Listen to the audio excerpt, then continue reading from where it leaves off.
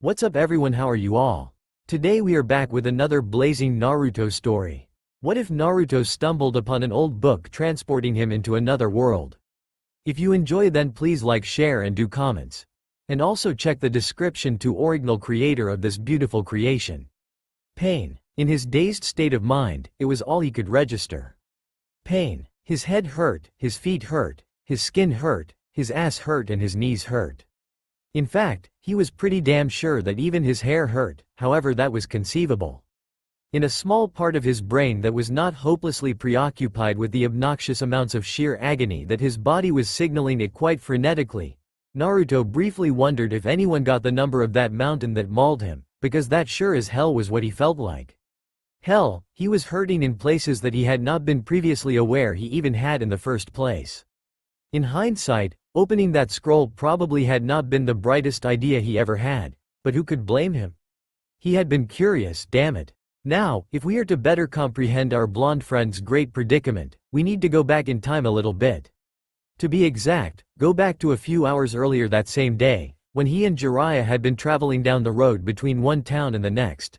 Except they were not really traveling by the road, per se, but rather through dense forest, mostly to avoid pursuers, who were mostly female, of course, knowing Jiraiya. They had just eaten their lunch and Naruto was reading some sealing scrolls while the sage was, as per normal, scribbling away in one of his notebooks.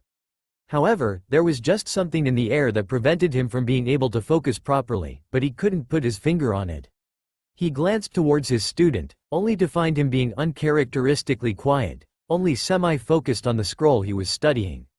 Oh, that explained it. They had been traveling for a bit over a year now and Jiraiya had gotten used to the kid and his antics. Never quite settling down, never entirely quiet. As of recently, he had mellowed down quite a bit, but never completely. That spark, that liveliness was never lessening. The difference was perhaps that these days he had something to focus all that energy on. That something was fuinjutsu. He hadn't really intended to get the kid started on the rather obscure art so early, but a deal was a deal. About 2 months into their training trip a certain incident occurred, which all parties involved agreed upon to never ever mention to anyone ever again, although Jiraiya had to promise to teach the art to the kid to make him agree to keep quiet about it. Damn brat and his accursed penchant for blackmailing. Now if he was going to be honest with himself, Jiraiya didn't really have any high expectations as they started out.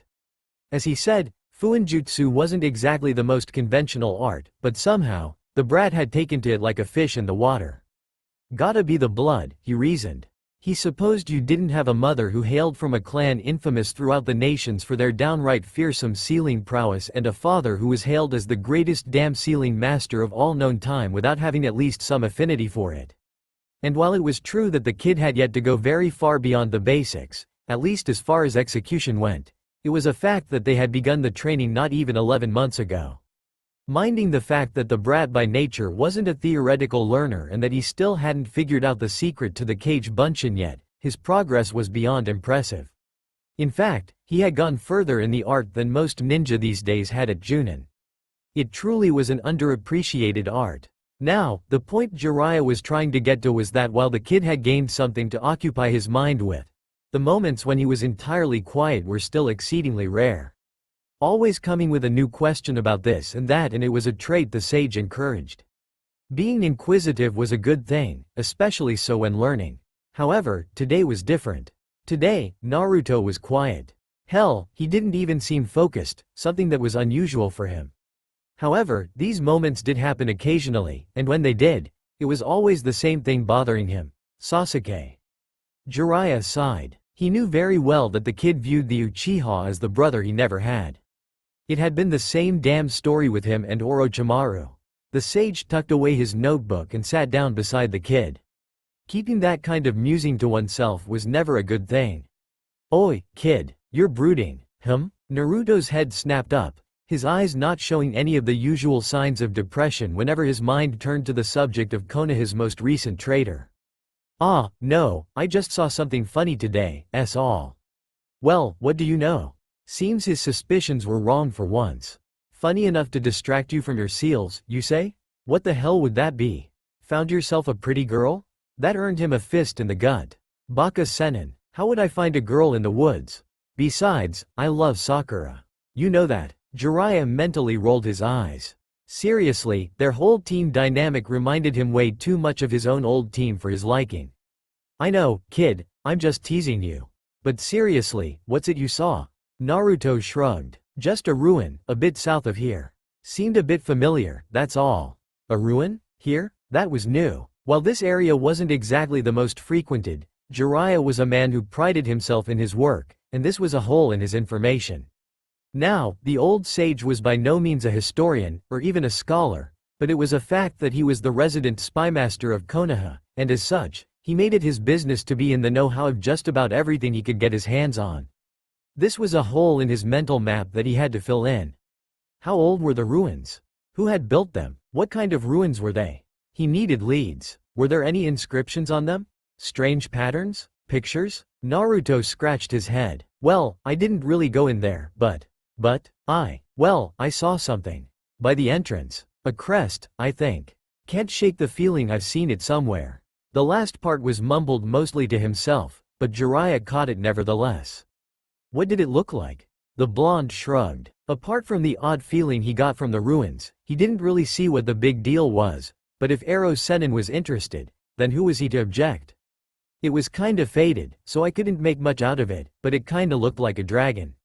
And something else. A sun, I think. It kinda looked like those. What were they called again? Those old-ass cave paintings? Petroglyphs? Yeah, those. Not exactly a crest many would recognize, no. A crest that exceedingly few would even know of. As it happened, Jiraiya was one of those precious few. How could he not? What his current student had just crudely described was eerily similar to a certain old amulet that his previous apprentice had always worn since before he even first met him. Namikaze Minato had been an orphan, just like his son now was, left with naught but his name and that amulet of his. The amulet had been lost during the Kyuubi attack 14 years ago, but Jiraiya had still been searching for clues about that crest for what now was nearly 3 decades during his free time, but nothing had ever turned up. He had almost given up the search after Minato's death, but had pressed on in the end, both as a kind of last favor for his old student, and for the sake of Naruto. And now, that very boy just stumbled upon a lead. The first clue he had ever found. The ruins were in better shape than Jiraiya had imagined. A dome, mostly underground and overgrown by countless plants, but it was still standing proud, with the still relatively fresh-looking stone shining through it some places. Occasionally, a small patch of engravings could be seen, taking the shape of flowing, almost arcane-looking, symmetrical knot patterns that somehow reminded the sage of the sea.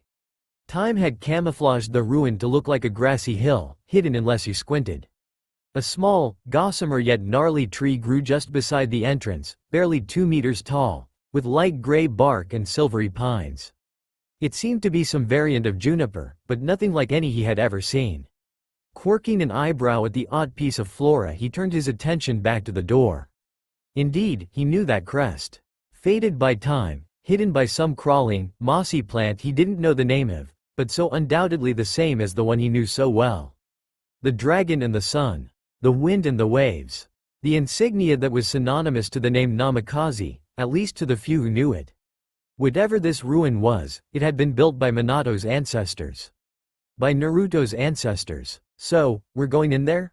The kid's tone lacked his usual boundless energy. He had told him that he got a strange sort of feeling from the ruins, but Jiraiya chalked it up to some sort of genetic memory. Unless the fox knew of the place and its feelings leaked through the seal of course, which should by all means be impossible, so the bastard furball was unlikely the cause. The sage nodded to his student and took a second to study the gate itself. It was made of metal, but what kind, he couldn't tell. A rather heavy lock decorated the middle, seamlessly weaved into the crest. The whole mass of the rather small gate was what formed the simple yet elegant insignia. He could sense no chakra coming from the door, but as he reached to open the gate, his fingers was stopped a few centimeters from the surface by what seemed to be a barrier of sorts. What was strange was that he couldn't sense it. He knew it was there. Hell, it was visible, and he could clearly touch it, but his chakra senses gave him nothing. No source, nor any flow. Fascinating. How could it be active after so long, anyway? And wherefrom did it draw its power? His student didn't seem to notice this and quite simply attempted to open it himself, not stopping for a moment to contemplate why his sensei was seemingly denied access to the ruins. Needless to say, his touch called forth a vastly different reaction from the metal gates. The crest faintly lit up, and the circular door just rolled aside. Quite understandably, Naruto was confused. Was that supposed to happen?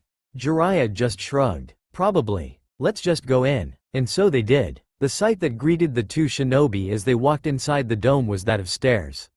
A corridor of stairs, going downwards, cut in that same simple, yet elegant style that the people who once built this seemed to favor.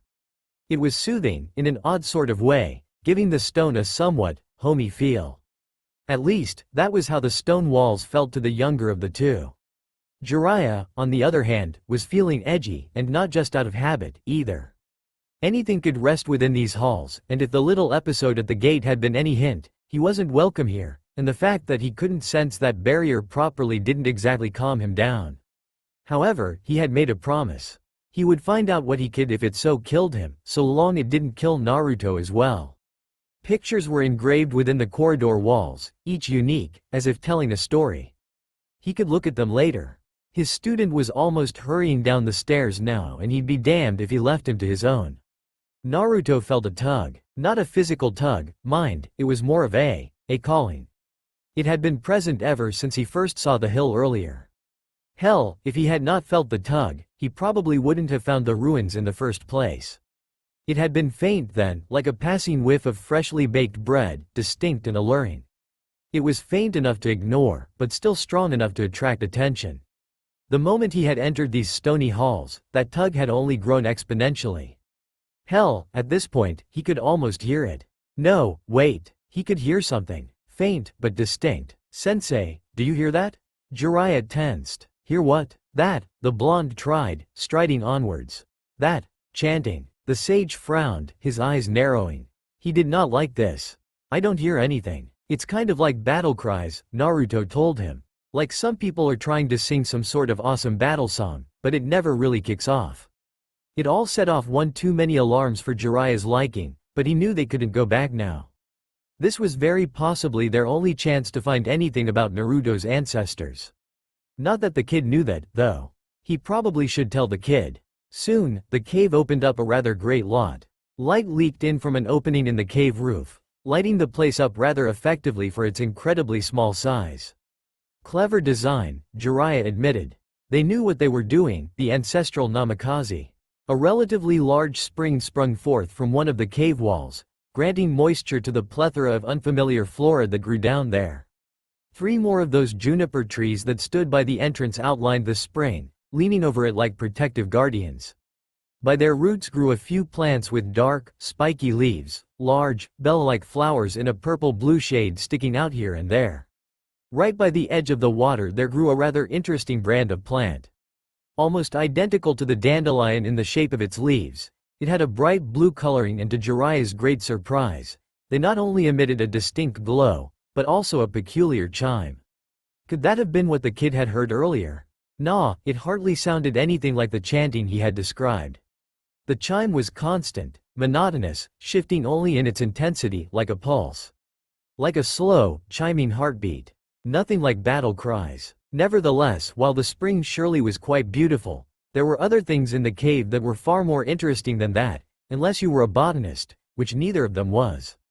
One of these things was what seemed to be a monument in the very middle of the room, the light from the hole illuminating the thing quite like a spotlight would. It was a sort of wall, carved out of solid rock, curved inwards like a crescent. Naruto decided to take a closer look at it. Jiraiya on the other hand found the cave walls far more interesting.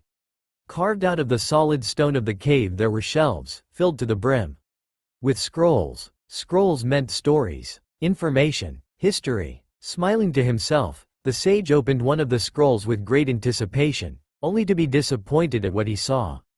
It was written in runes. Not the runes that Yuki had used in ancient times, either, no. Those he could read, but these were different from anything he had ever seen. The runes reminded him of cuneiform script, but with a lot fewer lines.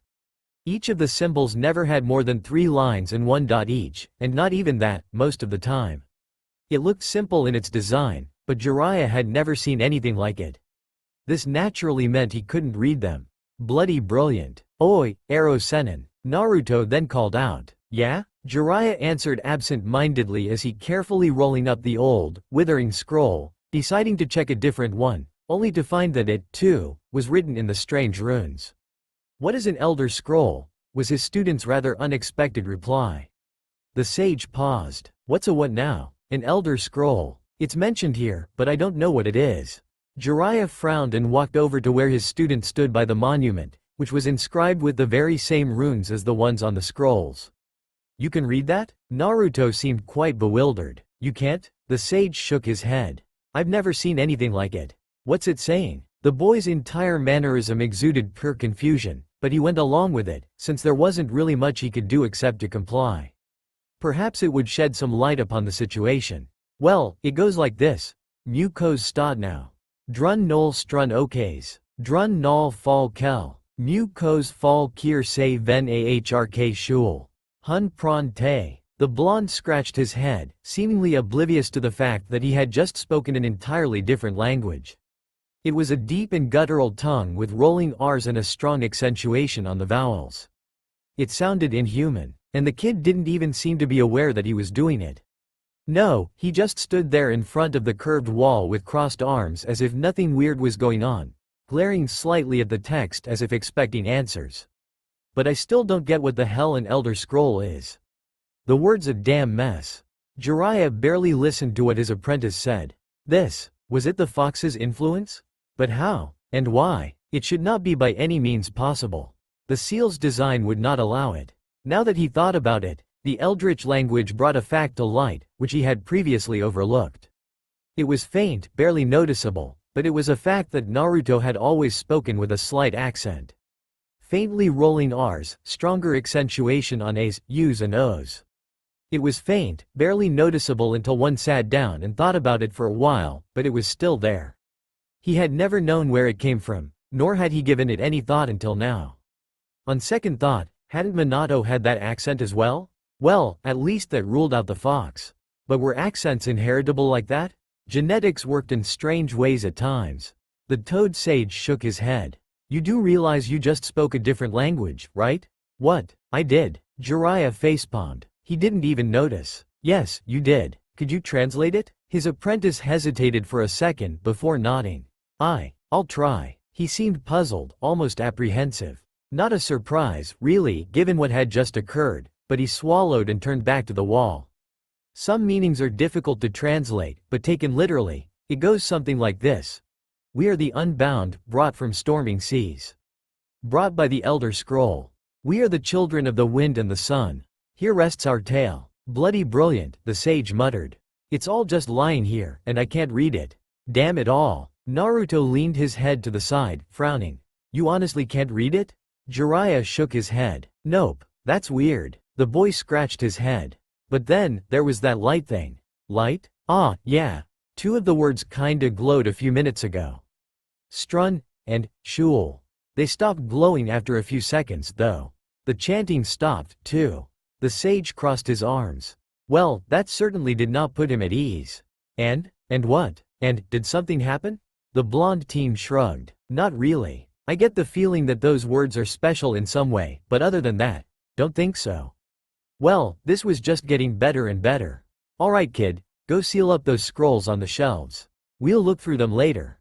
Just make sure to keep your guard up. I'm getting a bad feeling about this whole thing. Naruto sighed, but complied, albeit grumbling.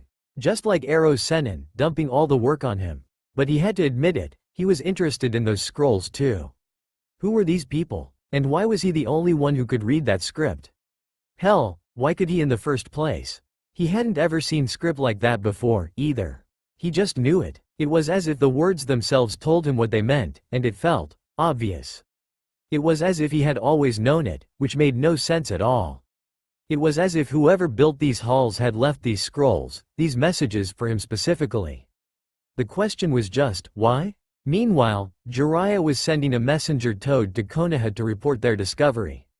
While he didn't believe that anyone who wasn't a Namikaze would be able to open the door, Tsunade would still want to know about this.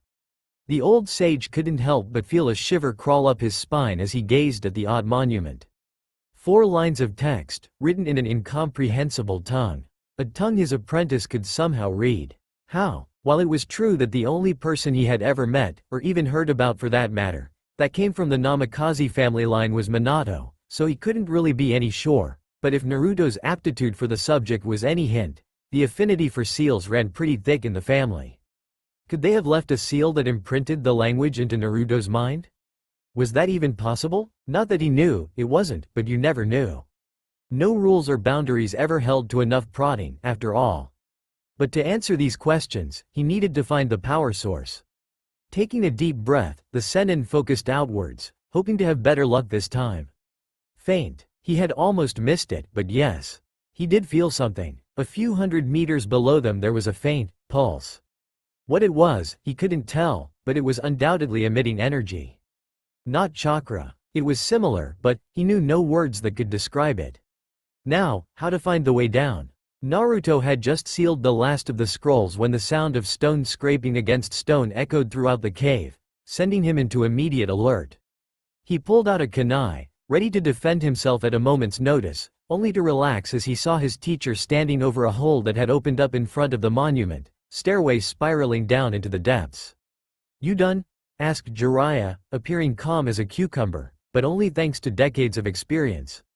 Naruto nodded. The sage nodded back. "Let's go, then." It was getting difficult to keep track of time as the two shinobi descended down the spiraling stairway in what would have been total darkness, if not for the fact that the stairway basically was no more than a big hole in the ground with stone plates jutting out of the wall, forming a descending spiral, which allowed the light from above to reach even this far down.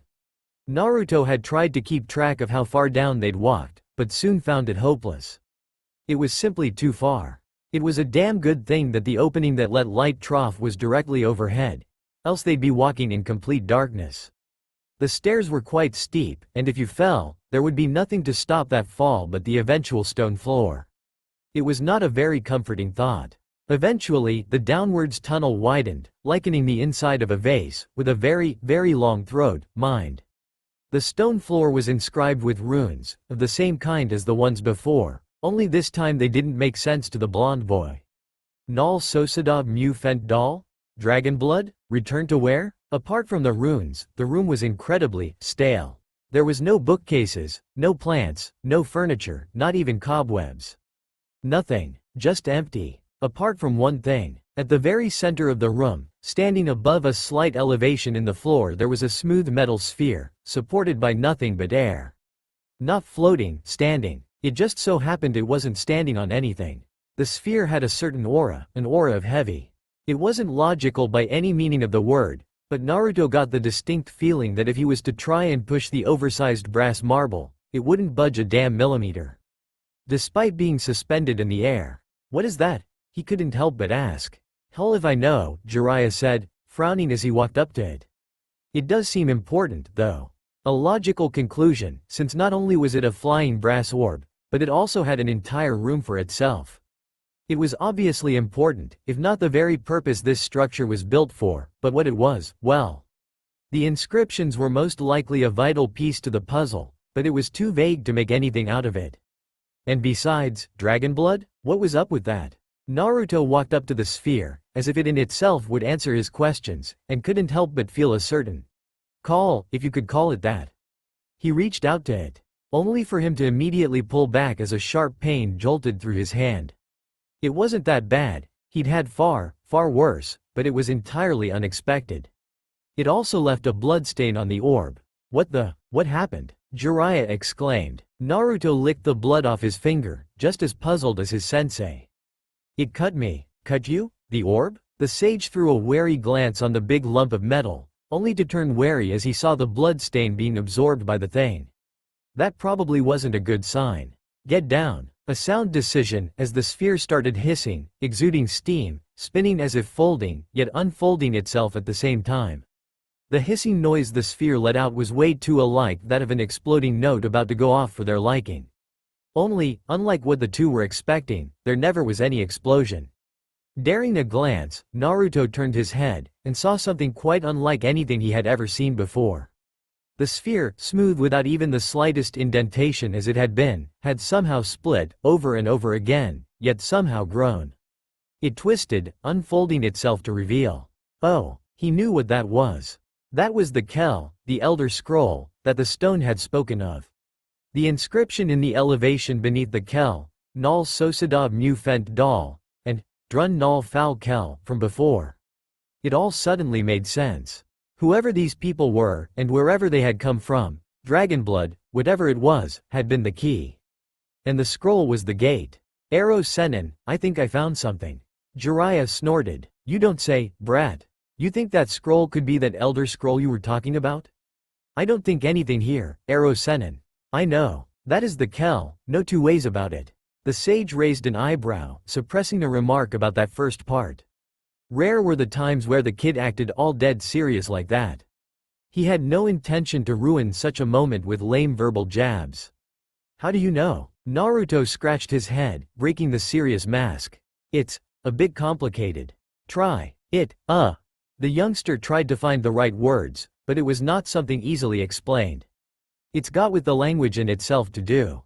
The words aren't really, they're ideas. Yeah, that's it, ideas. It's all concepts and meanings, not words, see? Jiraiya's facial expression told him quite clearly that on the contrary, he did not see what he meant. Naruto frowned. He didn't really understand it himself entirely, so explaining it any well was difficult to say the least. Hell, he could barely explain it to himself. He begun, trying a different approach. Take the word strun. Unnoticed by the blonde, a small breeze picked up as he uttered this word. It means storm, But it's not. Strun isn't the word for storm. Strun is the meaning of storm. It's what a storm is. The idea, the essence of a storm. It's hard to explain, but I think the writer's understanding of a word is carried through the written words. Or something. His sensei raised an eyebrow. He had seen many strange things in his days, yet this did seem to take the damn cake. Then what makes this Elder Scroll so special? You didn't know what it was when you read it, did you? The boy shook his head. No, I didn't. I don't know, it was just different. I didn't get any proper reading of the word. Almost like the ones who wrote it didn't really know what it was, right? Yeah, something like that. It was fuzzy, like. It felt a bit like trying to divide by zero, you know? I know that is a Kell, but I have no idea what a Kell actually is. Well then, why don't we find out? He picked up the overly large and admittedly quite impressive scroll, hoping to be able to get a reading of it, since it was obviously different than the other ones. Hopefully, it would be written in some comprehensible language. What he saw when he opened it was, to put it simply, mind-boggling. There was no text, no pictures, it wasn't even much longer than perhaps a feet. But what space there was absolutely filled to the brim with what seemed to be some kind of seal, but the matrix was much too complicated to comprehend, even for the seasoned Fuinjutsu master that he was. Peculiar. All he could get out of the expansive array was that at heart, the seal was most likely of time-space manipulation nature, but what it did, he had no way to tell. The symbols were too alien to him. He handed it over to his apprentice. You get anything from this? I think it's some kind of gate, Naruto replied as he received the rather massive scroll without even looking at its contents. The runes on the wall said they were brought by it from storming seas, so I guess they used it to travel here from somewhere. Jiraiya nodded. That makes sense. Did you find anything else? The blonde nodded towards the runes on the floor. That one line written there. By Dragonblood we shall return. Hell if I know what it means, though. The sage's eyes widened, now realizing what it meant. Naruto. No. But alas, it was too late. Naruto had already opened the scroll. The array lit up. Naruto felt a tug. And then, pain. Elsewhere, yet so very close, in a relatively small pocket dimension, a large, nine-tailed fox seemed to be determined to repaint the walls using only his head. No, wait, my bad. He was having a mental breakdown. It was a peculiar sight, really, had anyone been there to see it. The great demon fox, the Kyuubi, hailed as the greatest and most cruel of all the demons, bashing his head against a cavern wall, repeatedly calling himself stupid. The wall was getting increasingly redder. From blood. He'd screwed up badly, and he hadn't even realized it. For 14 years. He groaned, and put extra effort into his next bash. It was nearly hard enough to knock him unconscious. How? How could he have missed that? How? Of course that bastard had survived, he always did. Why hadn't he had more faith in those idiots? Why? He had almost killed off the last remnants of that damn tribe. He had even caused the death of at least one of them. That was simply unforgivable. The borderline suicidal fox curled up inside his cage, blood flowing steadily from his head. He didn't care. I'm so sorry, Captain. Jiraiya was close to panic. Scratch that, he was panicking. This was bad. No ifs or buts about it, his student was gone. Minato's only son was gone. He should have known, should have been more careful, should have trusted his nerves and avoided that scroll, but he hadn't, and now, Naruto was gone. Gone, in a flash of light, gone. Because of that scroll, gone. Because he had been careless. Gone. And the scroll was just lying there on the floor, looking harmless. Innocent. It still did nothing when he tried to read it. No. He did not have time to waste on a breakdown. Nobody said the kid had kicked the bucket. He was probably still around somewhere. That brat was too damn stubborn to bite the dust like that. Yeah, this was not the time to panic. He had to look at the situation calmly to figure out where that kid had gone. He'd have to ask the toads. They would know. If they didn't know where that idiot apprentice of his had disappeared to, no one would. Naruto woke up slowly. He couldn't move, barely even open his eyes, and was sore all over. What happened to him? He couldn't remember. Everything was too hazy. When he eventually managed to open his eyes, all he could see was a wooden ceiling. He was indoors. So, that meant someone had found him, then. Hopefully, that was a good thing. He was lying on something furry. A pelt? Or many pelts, perhaps? Some kind of bed? It took him several seconds and a troublesome amount of pain, but he managed to turn his head enough to see at least a bit more of the room. Hay met his eyes, and a lot of it at that. It seemed he was in some sort of barn or storage, since the walls were lined with tools. Very old-fashioned tools, mind. What seemed to be some sort of ingots lay stacked here and there on the floor in impressive quantities. The lighting was dim, but he could see quite clearly, despite the fact that he could not spot any light source. The room was odd, in more ways than one. Everything about the room seemed to be taken straight out of a different era, and the complete lack of electronic devices, even the simplest ones like lamps, did not make things better. In fact, he couldn't spot any light source at all, except from the stars in the night sky, peeking through a small window. If only he could remember what happened. He felt weird, too. Not the painful or uncomfortable sort of weird, even if he did hurt a lot too. Something just felt different. But he couldn't put his finger on it. Naruto tried to sit up, only to find out that he couldn't, at least not without sharp pain shooting through his whole body. Well, that had been a bad idea. Perhaps it would be better to try moving gradually. He could move his neck, even if it was difficult, so he tried moving his hand next. Wait, that wasn't his hand. Unless his hand had somehow grown thick fur and claws while he had been unconscious, that was most certainly not his hand. The seed of disbelief and panic grew rapidly when he tried to curl his index finger, and the index finger of that hand curled as commanded. No, this was not happening. This was not even possible. He balled his hand to a fist. The furry hand obeyed. Fuck, he would have screamed. He really would have. He would have screamed loud enough to wake up half the town, had he been able to. Instead, all he got was a vicious coughing fit, violent enough to force him to sit up, despite the pain the action caused. This allowed him to, for good or bad, see the rest of his body. Yep, both of his hands were like that. And his arms, covered in thick, golden fur as well. His torso was mostly covered in bandages, but he could indeed see tufts of hair sticking out in between the strips. And if he wasn't mistaken, yep, there it was. A tail. He had grown a damn tail. This couldn't be happening. This just wasn't happening. No, he had to calm down. Panicking was only counterproductive and would lead him nowhere. He buried his face in his hands, wanting to take a deep breath to calm down, but it proved to be futile as his hands met with his face sooner than they should have. A snout. He had grown a damn snout. Wait, were those? Yep. Ears. Long, triangular, parabolic, not human ears. And just like that, all attempts at not panicking were thrown to the wind. Kyuubi. There was a tired groan from his mind. You're noisy, brat. I'm trying to sleep, damn it. Naruto was however most certainly not in the mood for the fox's antics at that moment. "What have you done to me?" the great fox snorted. "Idiot, check the seal before throwing accusations about, will you?" The blonde practically tore off the bandages around his stomach in his rush to check the seal, channeling chakra as he did so. Luckily for him, it was still very much visible despite the fur, as the pattern had transferred to his coat. While he still had a long way to go before he could even consider attempting to actually perform an array as complex as the one that kept the great Yoma sealed, much less creating one himself. This seal of his was without a doubt the one seal that Naruto had studied the most, by far, to the point of it very nearly being the only seal he had studied. This was because he wanted to be able to check for himself that the seal had not cracked anywhere without relying on others being there to do it for him. As a result of this, Naruto knew exactly what it should look like, as well as its limits. Not to mention limiters. If anything, his studies had led to his already great respect of the Yondaime being increased by nearly tenfold. The seal allowed communication, but only if Naruto himself consciously allowed it. The Kyuubi was completely unable to attack or affect him, both physically and mentally.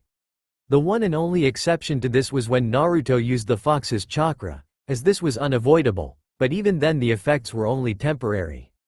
And this was only some of the functions the massive seal had. There were still some features that remained hidden to the young shinobi, but he knew the important parts. Bottom line, the fox doing something like this to him was impossible, unless some part had cracked badly, which it hadn't. Naruto double-checked it, triple-checked it, and checked it 4 times more, just to be sure. Nothing. There was absolutely nothing out of place. No cracks, no shifts, not even the slightest waver. Nothing. It was almost as if the Kyuubi hadn't even tried to do anything. So, it wasn't the fox, then. What could have made him like this? Oh, genjutsu. Of course. It had to be. What else could explain all this but an elaborate genjutsu? He tried dispelling it. Nothing happened. He tried again, putting more force into it. Nothing. There is no genjutsu, Kit. This is real. Naruto wouldn't hear of it. This can't be real. It has to be a genjutsu. It has to be. The fox snarled at him. Shut up, will you? I've been listening to you panicking for too damn long. Get a hold of yourself, brat. This is not an illusion. Lies. You're lying. This time the Kyuubi roared, his patience wearing very thin, having been forced to listen to the boy's quite unguarded train of thoughts. Snap out of it, you idiot brat. You know as well as I do that I couldn't lie to you if I wanted to. It was true. A common misconception was that the only power Naruto had gained as a Jinchuriki was greatly accelerated healing. It wasn't. He could detect the emotions of others. While this ability hadn't always been noticeable, this changed after Naruto used the Kyuubi's chakra for the first time, back in Wave. Ever since then, he had gradually grown an ability to not only sense a person's emotions, but could soon also tell if they were lying or not, and Kyuubi was no exception. Naruto knew this, and the fox had not been lying. It was just difficult to accept that this was really happening. But it was. Not an illusion. Real. Wouldn't go away. Not a dream. Real. Right then and there, Uzumaki Naruto broke down and did something he hadn't done in years. He cried. He had worked so hard to get the people of Konoha to see him for who he was, instead of for what he contained. For all 14 years of his life, all he had wanted, truly wanted, was for the people to acknowledge him, to accept him as a human, just like them. To belong. And now, just like that, 14 years of hard struggles. Shattered, like a carefully crafted sculpture of glass, carelessly dropped on the floor. Just like that. Poof. Gone. How were they ever going to accept him now that he wasn't even human anymore? From his cage, Kyuubi sighed to himself. These things really weren't his forte. Hey, Kit, get a hold of yourself. Naruto didn't answer. Kit, the fox pressed on. There is nothing wrong with you. Oh, yeah? He snapped back. Nothing wrong with me. Oh, sure there's nothing wrong with me. Just look at me. Well, if you just calmed the fuck down, then perhaps you'd be able to think more rationally about this. I'm not about to do your work for you, brat. Calm down and do what? Hide? Run away like a damn missing nin? The Kyuubi frowned, snapping. Fuck being gentle, it wasn't his style. Brat, shut the hell up. Where is the brave idiot I know? Where have that never give up attitude of yours gone? Stop being such a bloody defeatist. This isn't you, you damn moron. Snap out of it. I'm sick and tired of your wallowing. Naruto's jaw tightened, but he didn't say anything. The fox let out a low growl, oozing of disappointment. So, that Nindo of yours was a ruse, then? That, if anything, struck a chord within the young blonde, and a powerful one at that. How dare that bastard fox claim he had given up his Nindo? But hadn't he? Never give up, and never ever go back on a promise. Was that not his Nindo? Was that not exactly what he had nearly done? No, he wouldn't allow that. This wasn't him. This wasn't how Uzumaki freaking Naruto was supposed to think. This wasn't how Uzumaki Naruto was thinking. No, where did his attitude go, indeed? This might have been the greatest damn fall that he had ever taken in his life. But was he not Uzumaki Naruto? Was he not the future Hokage? Damn straight he was. Uzumaki Naruto did not give up. Was that not his Nindo? Was that not his way of life? Screw the rules. Fuck the world. He was Uzumaki Naruto, future Hokage, and he did not wallow. When life gives Uzumaki Naruto lemons, he damn well does not only make lemonade, but lemon cake, lemon pie and lemon ramen as well. And the rest of the lemons? Throw the things in life's face. After making them combustible, of course. He was Uzumaki Naruto, and he did not give up. He never gave up. He'd make it through this, and he'd bloody well be grinning like a nut through the whole thing. He straightened his back, pain forgotten and a determined grin dawning upon his furry, fanged visage. Yeah, he was Uzumaki Naruto. No matter what he looked like, that was one thing that would never change. Jiraiya was getting more and more frustrated by the minute. While the Toads had confirmed the fact that his wayward student had indeed survived, and had not been taken by the Akatsuki to the sage's great relief, they were still for some reason unable to reverse summon the boy to Mount Myoboku, or even warp themselves over to his side. Old Fukusaku had said that the connection was too weak from wherever he was, which simply did not make any sense. The position shouldn't matter, as long as one was within the elemental nations. Anywhere on their world map, really. So why was the connection too weak?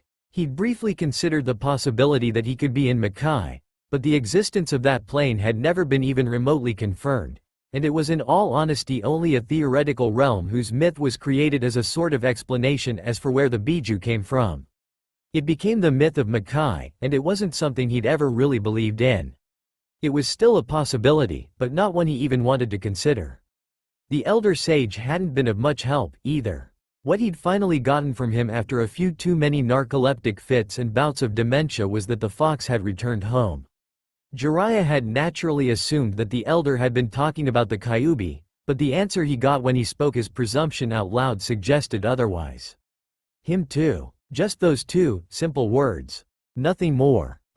Logic suggested that in that case, it was Naruto he had been talking about, but that didn't make sense. Naruto's home was and had always been Konoha. That was, unless, had the old sage been referring to the Namikaze's ancestral home, perhaps?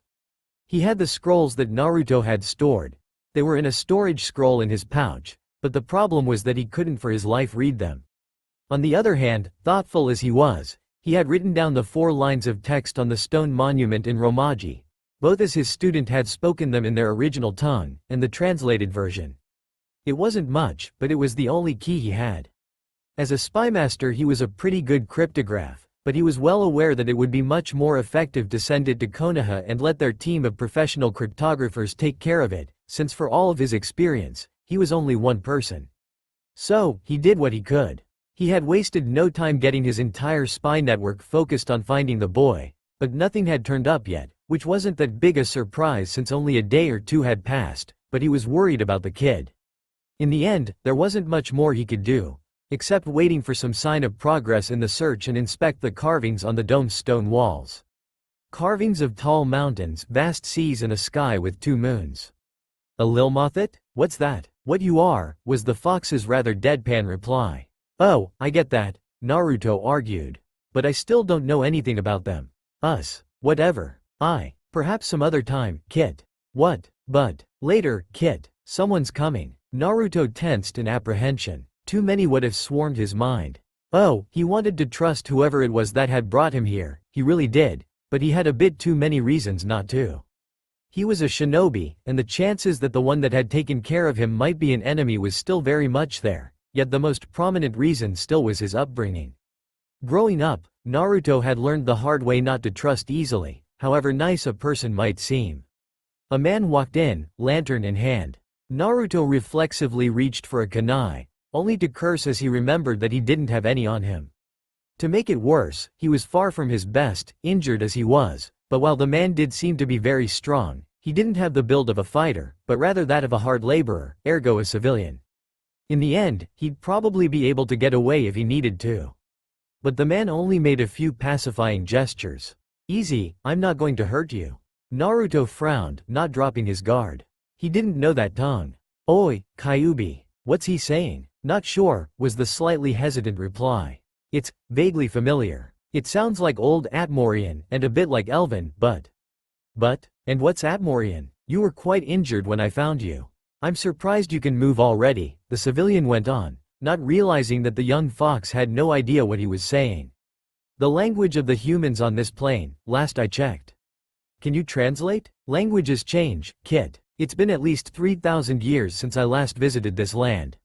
I'll give it a try, sure, but I make no promises." Naruto decided that he could live with that. It was better than what he had expected from the fox, anyway. "So, what was he saying?" "From what I can decipher, he's not our enemy. As for the second part, he's either surprised over something, or he's saying that he lost his best shirt in a mine shaft." "Right," the boy replied, unsure what to think about it all. Since when did Kyuubi joke about? Or was he being serious? The fox had sounded rather deadpan about it. Meanwhile, the civilian started to notice what was going on. "You do understand me, right?" He might not be very used to dealing with beast folk, as very few stopped by his little village for very long, and it's not like he was the innkeeper, but he knew utter confusion when he saw it, human or not. The person who he was pretty sure was a Khajiit didn't move. He took it as a no. Well, that was a bugger. He didn't know any other language. Why would he need to? He was but a simple blacksmith, and his wife handled the trading. It didn't take long until the two realized that their meager ways of oral communication wasn't going to work and made a rather impressive attempt at communicating through gestures, which soon ended up in what they were pretty sure was a mutual cussing match in their respective tongues, which did little good, except for perhaps relieving the tension a bit. The civilian eventually gave up and left, much to Naruto's frustration, but the man came back within a minute with a bunch of paper sheets and pieces of charcoal. It made communication easier, even if it was mostly through base symbols and pictures, but it made it easier nonetheless, and Naruto felt much more at ease with the situation. The man was named Tirolf, he found out, and he was the blacksmith of the town he was in. Helgen, it was called. He still didn't know exactly where he was on the world map, except that it was up north, at least according to the weather. Tirolf was a friendly soul and eccentric enough for him to be at ease around the man. It didn't take long before he was introduced to his wife and son. His wife, Metlara her name was, had a sharp tongue on her, and knew quite a thing or two about hunting. Their son Hamming was a rather peaceful spirit, even though he dreamed of becoming a soldier. It should be noted that no one in this family could cook to save their lives, so they went to the local inn every day. Every meal. Naruto just couldn't stand for this and soon saddled himself with the mission to cook the meals. He wasn't exactly the best cook in the world, nor was he used to any of the ingredients that were available in this land, but he managed, and the results were still worlds better than what anyone in this family could produce. Since he was stuck in this ridiculously cold world where little made sense and he had extreme difficulties of communicating, the boy had decided to stay for a while, at least until he learned the language. Tirolf and his family had been nice enough to offer him a roof above his head, even if it was the barn. The very least he could do was to make sure they got proper food. The main problem was that nobody had even heard about ramen. It was depressing, really, but he'd have to make do until he somehow got back to the elemental nations. Oh yeah, I didn't mention that, did I? Naruto had realized that he apparently was on a different planet, possibly in an entirely different world.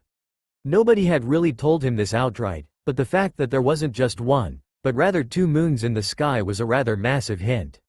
He still didn't know what the hell had happened to him after opening that big-ass scroll, and he had absolutely no idea as of how to get back, but he'd realized that dwelling upon such things would do him little to no good at the moment. If he got here, he could get back, he just had to figure out how to do so.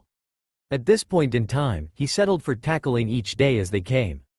To get his answers, he'd have to ask, and to be able to ask, he'd have to be able to speak their tongue in the first place. Fortunately, Kyuubi was able to help him a bit along the way, even with his somewhat outdated linguistic skill set. A few days passed and the young Lilmothiit was back up in top condition, and he wasted no time making sure everything was in order. To his great relief, his chakra system was still fully functional, and perhaps even more so than it was before. The first thing he attempted after realizing this was to summon one of the toads, since he wanted to contact his sensei, only to find out that he couldn't. He had nearly panicked, believing that he could no longer use ninjutsu, but then he tried the Rasengan, and it worked perfectly, no problem, so the issue did not lie with his ability to use chakra. Perhaps it was because he was in a different world? That would make sense, in a way. Not being able to contact Ero Sennin was depressing, but there was nothing he could do about it for the moment, so he didn't let it hold down his mood for long.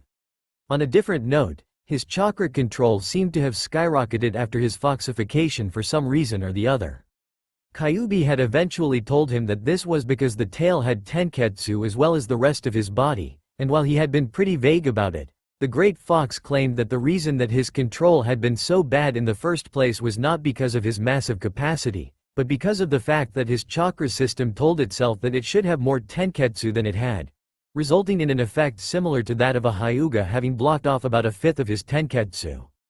Naruto had been skeptic regarding this theory, since it would imply that the Lilmothiit genes had not only been faffing about in his DNA from the very beginning, but should by all means have been his dominant set of genes, which made no sense since he had been a human all of his life until this point, but further investigation actually supported Kyuubi's theory rather than his own. At first, Naruto had been very firm in his opinion that his new body was bad news and a liability with no silver lining, but the first moment he started going through his regular taijutsu katas, he was proven very wrong indeed. The tail that he had at first been horrified about having was a boon like no other, and not just because it gave him better chakra control from having the so-called right amount of tenketsu. No, that didn't even begin to cover the advantages a tail brought forth.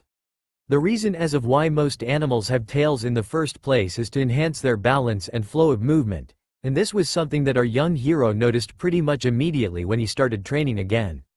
It was such a massive difference that he'd have to be 10 times the idiot he had been 2 years ago not to notice. And it felt so right. He believed that his new body would be a liability, but only days later he could barely comprehend how the stiff, unbalanced body of a human could effectively fight anymore. His shifted leg joints made each step he took so much softer, and his tail made everything just flow. He loved it. It was as if a wedge had been removed. Taijutsu had never been his strong point. Sure, he could throw a killer punch, but his legwork had always been near abysmal, no matter what he did. Jiraiya had spent a lot of time with him to try and remedy this, and he had improved, but he had still been worlds apart from where he should be. Now, this seemed not to be a problem in the least.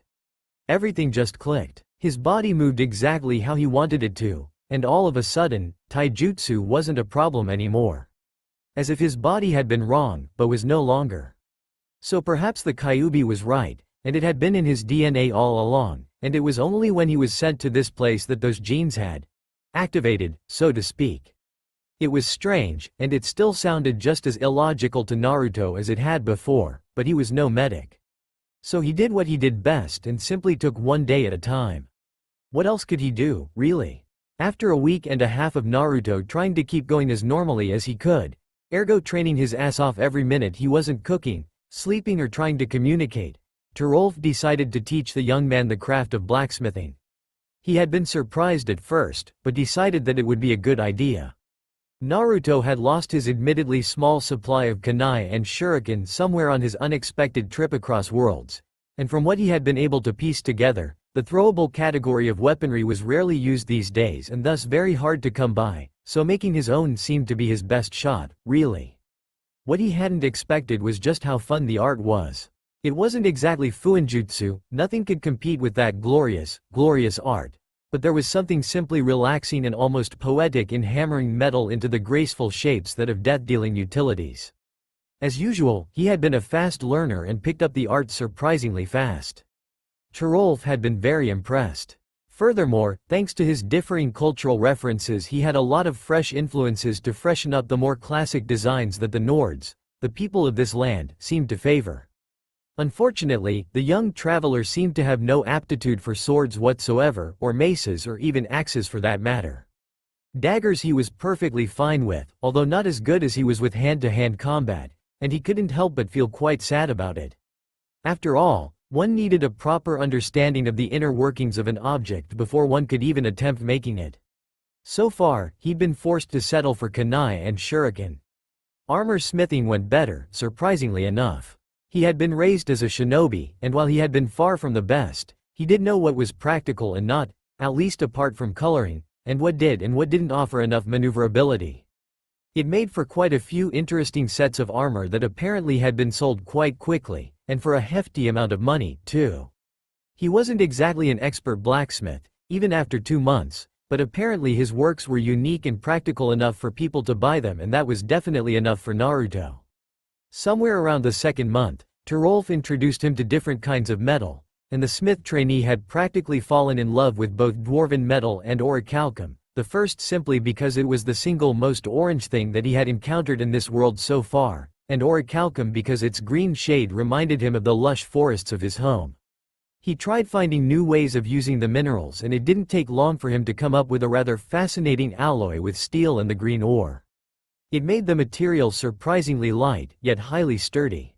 After a while, it was all he used for his throwing weapons. These experiments of his had a downside, however. Minerals were expensive, and Tirolf and his family weren't exactly the richest people around. Naruto, being who he is, couldn't stand the thought of being the cause of his benefactor's economic decline and decided to take matters into his own hands. So, he started adventuring. He didn't go too far. He stayed within the holds of Whiterun and Falkreath, but it was still enough for him to be able to pay for his own minerals with a rather hefty margin. He mostly did bounty hunting, as that was what was closest to what he had been doing in Konoha, but it was difficult to resist the occasional dungeon delving. This life of his lasted for a while. It was, surprisingly peaceful. When he had finally learned the melodic language of the Nords to a satisfying degree, it didn't take long before he had bonded with most of the villagers of Helgen. He was happy, he realized. He missed his home every day, but he couldn't help but feel that he was actually being happier in this village than he had ever been in his life. He did feel a bit guilty about thinking that way, but he was happy now. Nobody hated him for reasons beyond his control, and things were peaceful. However, he had a strong feeling that it wasn't going to last. On the 5th day of the 4th month since Naruto's arrival, things began to stir. Imperial soldiers arrived, reinforcing the already impressive town guard. A caravan of prisoners was approaching. On one of these wagons sat 4 people. Ulfuric Stormcloak, Jarl of Windhelm, bound and gagged. Rilof, a Stormcloak Solitaire, bound. Lokier, horse thief, bound and in rags. A Khajiit woman, with fur white as snow. Cast in chains, dressed in rags. Change was approaching. The waters of Lake Elanalta shimmered brightly in the rays of the rising sun. Its clear, almost crystalline water was nearly freezing cold through most of the year, but in this early morning of sun's height, the water was mild, pleasantly cool as a contrast to the warm air of a summer morning. On the southern shore of this lake, beside a large boulder, there was a simple camp, made up of a small tent, a single bedroll and an improvised fireplace. A set of rather unique leather armor plated with small, almost mesh-like scales of a light green metal lay folded by the tent. A large slab of slowly cooling, grilled venison meat was perched over the dying embers, waiting patiently for the camp's only inhabitant. Naruto was taking a morning swim in the lake. It was a habit he had taken up quite soon after his arrival, despite the cold waters. As it turned out, the Nords weren't very keen about cleanliness. They bathed no more often than twice a month, which they claimed was enough. And often, here in Tamriel, he called bullshit on that one. At least twice a week, that was his standards.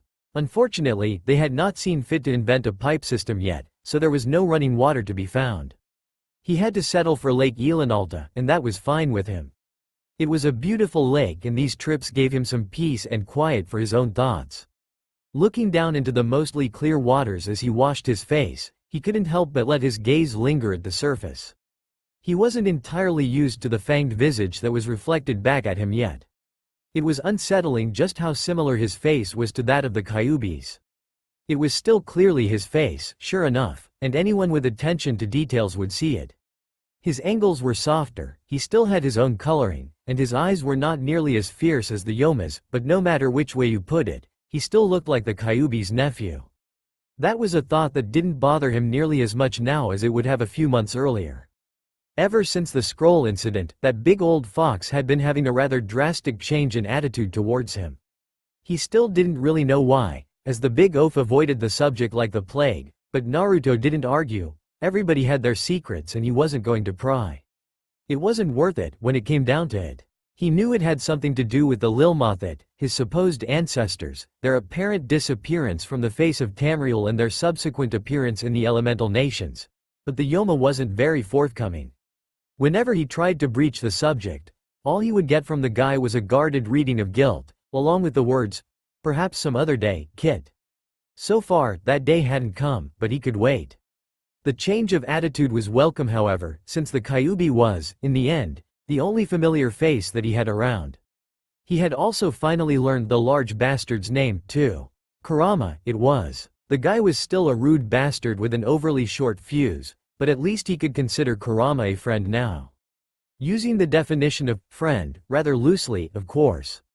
Having washed the last of his sleepiness away, Naruto returned to his camp on the shore, wanting to eat his rather protein-filled breakfast before it got cold. He had to get back to Helgen in a few hours. Terolf needed the metal he'd brought in from Whiterun. Trekking up the worn path to Helgen, Naruto adjusted his armor, having rushed a bit when putting it on, which had led to a rather uncomfortable fit.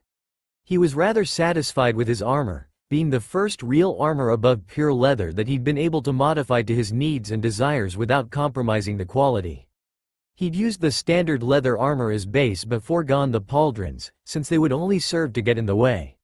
He'd had to skip over the boots entirely too, replacing them with rather long, segmented greaves and nothing at all for his feet, since his paws made such things redundant. Finally, he'd enforced the whole thing with his personal scale mesh, made from his favorite alloy of mostly orichalcum with some iron, creating a bright, gray-ish green metal that was both sturdy and surprisingly light. Taking a deep breath, the young Lilmothiit gazed upon the small town that had been his home away from home for over 3 months that was now only 100 meters away. A guardsman standing by the gates recognized him easily. "Hey, Fox Kid." Back in Konoha, that would have been an insult, a verbal sneer of the greatest kind. Here in Helgen, it was merely affectionate teasing. Something he had kind of deserved with his intense insistence that contrary to their assumptions, he was not Khajiit, he was Lilmothiit.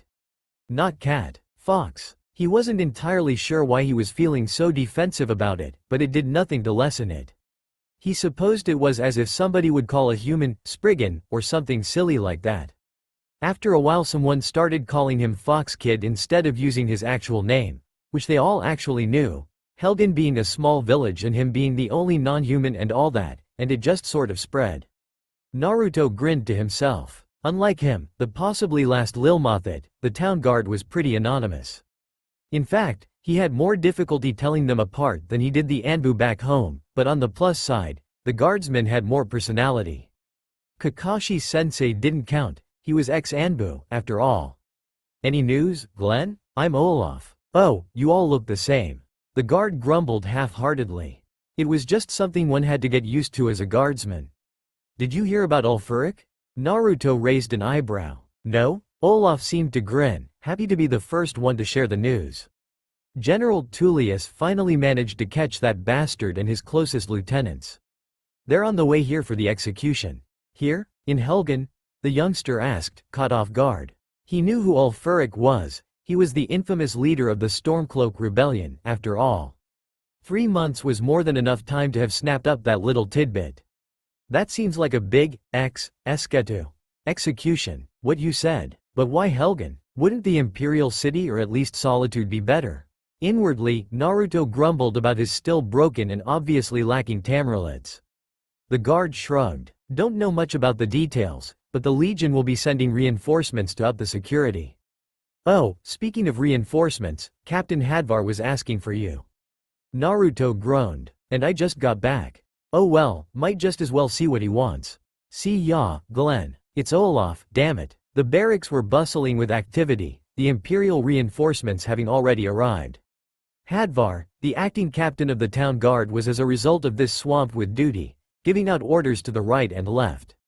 He wasn't really a captain, strictly speaking, but he was the leader of the local guard, and despite his young age he had the most training out of all of them, so they tended to simply call him Captain. He seemed to brighten up significantly when Naruto stepped through the door. "Ah, you're back. Just in time for the party, I hear," the young fox muttered. The prospect of an execution really put a damper on his mood. "So you heard? Don't like it, do you?" Naruto shook his head. "Should I? No matter whose, a life is still a life. You never did like killing, eh Nar?" The fox hummed, eyes attaining a rare sparkle of wisdom, the kind of wisdom that came from experience. Life is a gift that should never be returned early. Hadvar sighed. He'd heard that many times from the old adventuring veteran that spent most days at the tavern. "In truth, I agree with you, kid, but neither you nor I am in charge here. All we can do is make sure that innocent lives aren't spilled. That is why I called for you." The Lilmothiit raised an eyebrow. "You want me to help you? But I'm not a guard." "You're still the best fighter in town," the guard commander pointed out. That actually said more about the town than it did about him, in Naruto's opinion, but it was still quite the praise, something that the young boy was far from used to. He scratched the back of his head, embarrassed. "I'm not." Hadvar punched his shoulder teasingly. "And who was it that defeated those bandit spellswords who attacked us 3 weeks ago, eh?" "Stop being so modest, Nar." He chuckled, blushing. "Hey, I guess I did that." The young captain frowned slightly, knowing the young Lilmothiit well enough by this point to tell that the kid was hiding something. "What's bothering you?" Naruto's nervous smile dropped like a sinking rock. Hadvar was right, something was bothering him. There was just something in the air. He couldn't put his finger on it. Ever since he first heard of the whole execution business, he'd felt a strange sort of premonition, as if something was about to happen. Something terrible. But he didn't want Hadvar to know. The poor sod had enough on his plate as it were. With disturbingly practiced ease, the young shinobi played it off as something else. "It's just, I'm surprised you all trust me." "Nonsense." Hadvar scoffed. "With you here the security in Helgen has just short of doubled in efficiency. You alone have fought off more bandits in these 3 months than most of the guards here have in their life. And you're what, 16? 15 in a few months, actually." The older of the two gave the younger a friendly punch in the back. "See my point? You might not be a Nord by blood, lad, but you by kind herself sure have the heart o' one. You've done more for this town in this short a time than many could ever hope to. Give me one reason I shouldn't trust you." Naruto on the other hand was pretty sure he could list more than a few reasons, having been raised in the paranoid society that he'd been, but it didn't matter. He had just wanted to avert attention from the previous subject. He chuckled. All right, you win. So, sentry duty?" He silently cheered for knowing the somewhat obscure word, thanks to having spent a lot of time with the guards. "Aye," Hadvar nodded. "I'm positioning you at the big bro Naru." At the sound of the familiar voice, Naruto immediately brightened up, mentally dropping all that ill premonitions and military action was and turned towards the young boy that he had come to recognize as something of a little brother ran towards him, smiling brightly. Hamming, the 11-year-old tackled his older brother figure with a hug, laughing in glee. "You're back." Naruto laughed right back, catching the young Nord boy and swung him up onto his shoulders. "Yep, your big bro is back." Hadvar chuckled, smiling at the two. The two boys had bonded so very quickly over the 3 months and it was truly heartwarming to see them play. To see how Tarof's young one seemed to bring out the more natural playfulness in the young teen who in his opinion seemed to be growing up way too fast. It would be cruel to keep them here any long, he thought, so he dismissed the teen. "Be there at the southeastern tower in 2 hours. Okay?" The blonde fox grinned back at the captain. "Tavern tower. 2 hours. Got it." As Naruto and Hamming turned around and left the building, Hadvar resumed his duties with a small smile on his lips.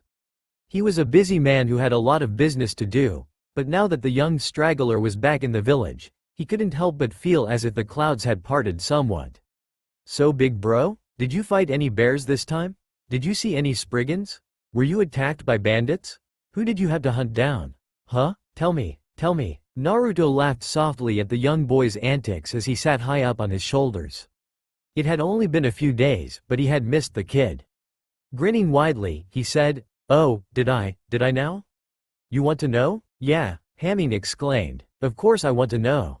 What happened, brother? Tell me. I don't believe you, Tilda, the blonde fox teased in a sing-song tone. The 11-year-old pouted so much that Naruto could hear it. Brother. Naruto chuckled, relenting. Alright. Well, there was this little encounter I had on the east road to Rorikstead. Naruto chuckled to himself as Haming listened to his story with gusto. Haming kind of reminded him of Konohamaru back home.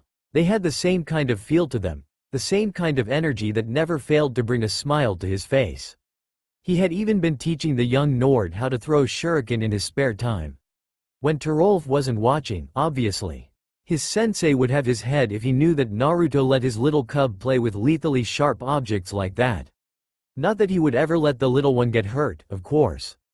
And then? Haming urged on, practically bouncing on Naruto's shoulders. Well, I punched him out, of course. The blonde said, as if it was an everyday thing.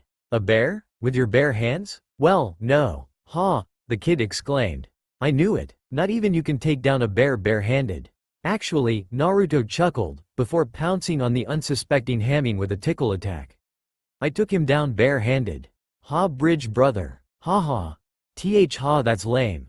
The boy somehow managed to squeeze out between laughs as he succumbed to the attack of his brother figure. La ha ha Hamas TVer. Oh, shut it. It wasn't that bad. It was just about the worst pun I've ever heard, Kurama decided to point out. Oh, who asked you? But the jovial tone in the Yoma's voice was swiftly dropped like a rock. Kit, is something the matter? Can you feel it? That? Naruto hummed inwardly. Yeah, I do. What is it? Bad news, that's what it is, Kurama said, sighing. Just make sure to keep an extra eye out for trouble, okay? Big bro? The voice of a puzzled Haming snapped Naruto back to the land of the corporeal. You zoned out. Something the matter? He shook his head, smiling at the little one. It's nothing. Come on. Let's get these ingots to Terolf-sensei. Naruto? Haming said when he was once again perched upon the shoulders of the blonde fox. Yes? You never told me what that means, that sen-sej thing you say. What does it mean? I haven't? Well, sensei means teacher, in my tongue. It can mean other things too, though. The Nord child hummed thoughtfully. How is your homeland like? Naruto chuckled. It was easy to forget that despite the fact that he had been here for 3 whole months already, he's only been able to speak their language well enough to communicate without much problem for a few weeks. Well, it's a lot warmer there, for one. Haming huffed. It's not that cold here. At that remark, the blonde couldn't hold his laughter in. Ha, you haven't been outside Skyrim in your whole life, have you, Haming? Well, no. Naruto chuckled. I haven't been in a land this cold since that quest in Yuki no Kuni. Juki? No, Yuki. The land of snow. It was all snow and ice and all that.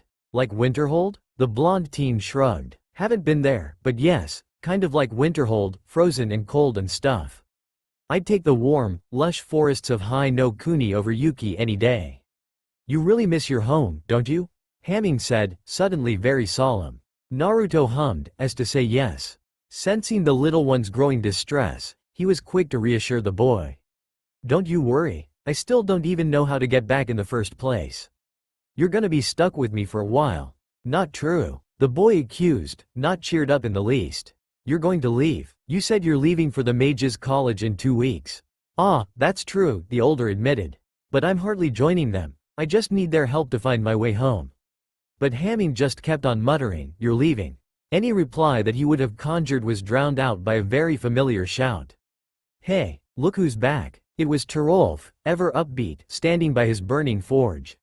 How was the hunt? Before Naruto could answer, the smith frowned, almost glaring at his apprentice. Why is my little cub sad?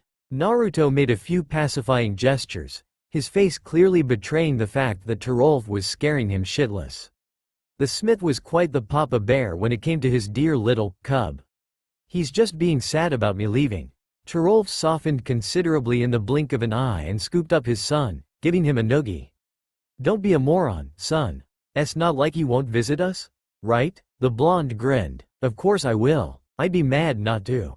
Promise? Asked the little one. Promise. Pinky swear? With a smile, Naruto held out his furry pinky. Pinky swear. Haming brightened up, now grinning brightly as he returned the gesture, sealing the deal. It wasn't as if he wouldn't come back to visit them anyway, but if Haming wanted reassurance, then Naruto had no problem providing it. Besides, he always kept his promises, no matter what.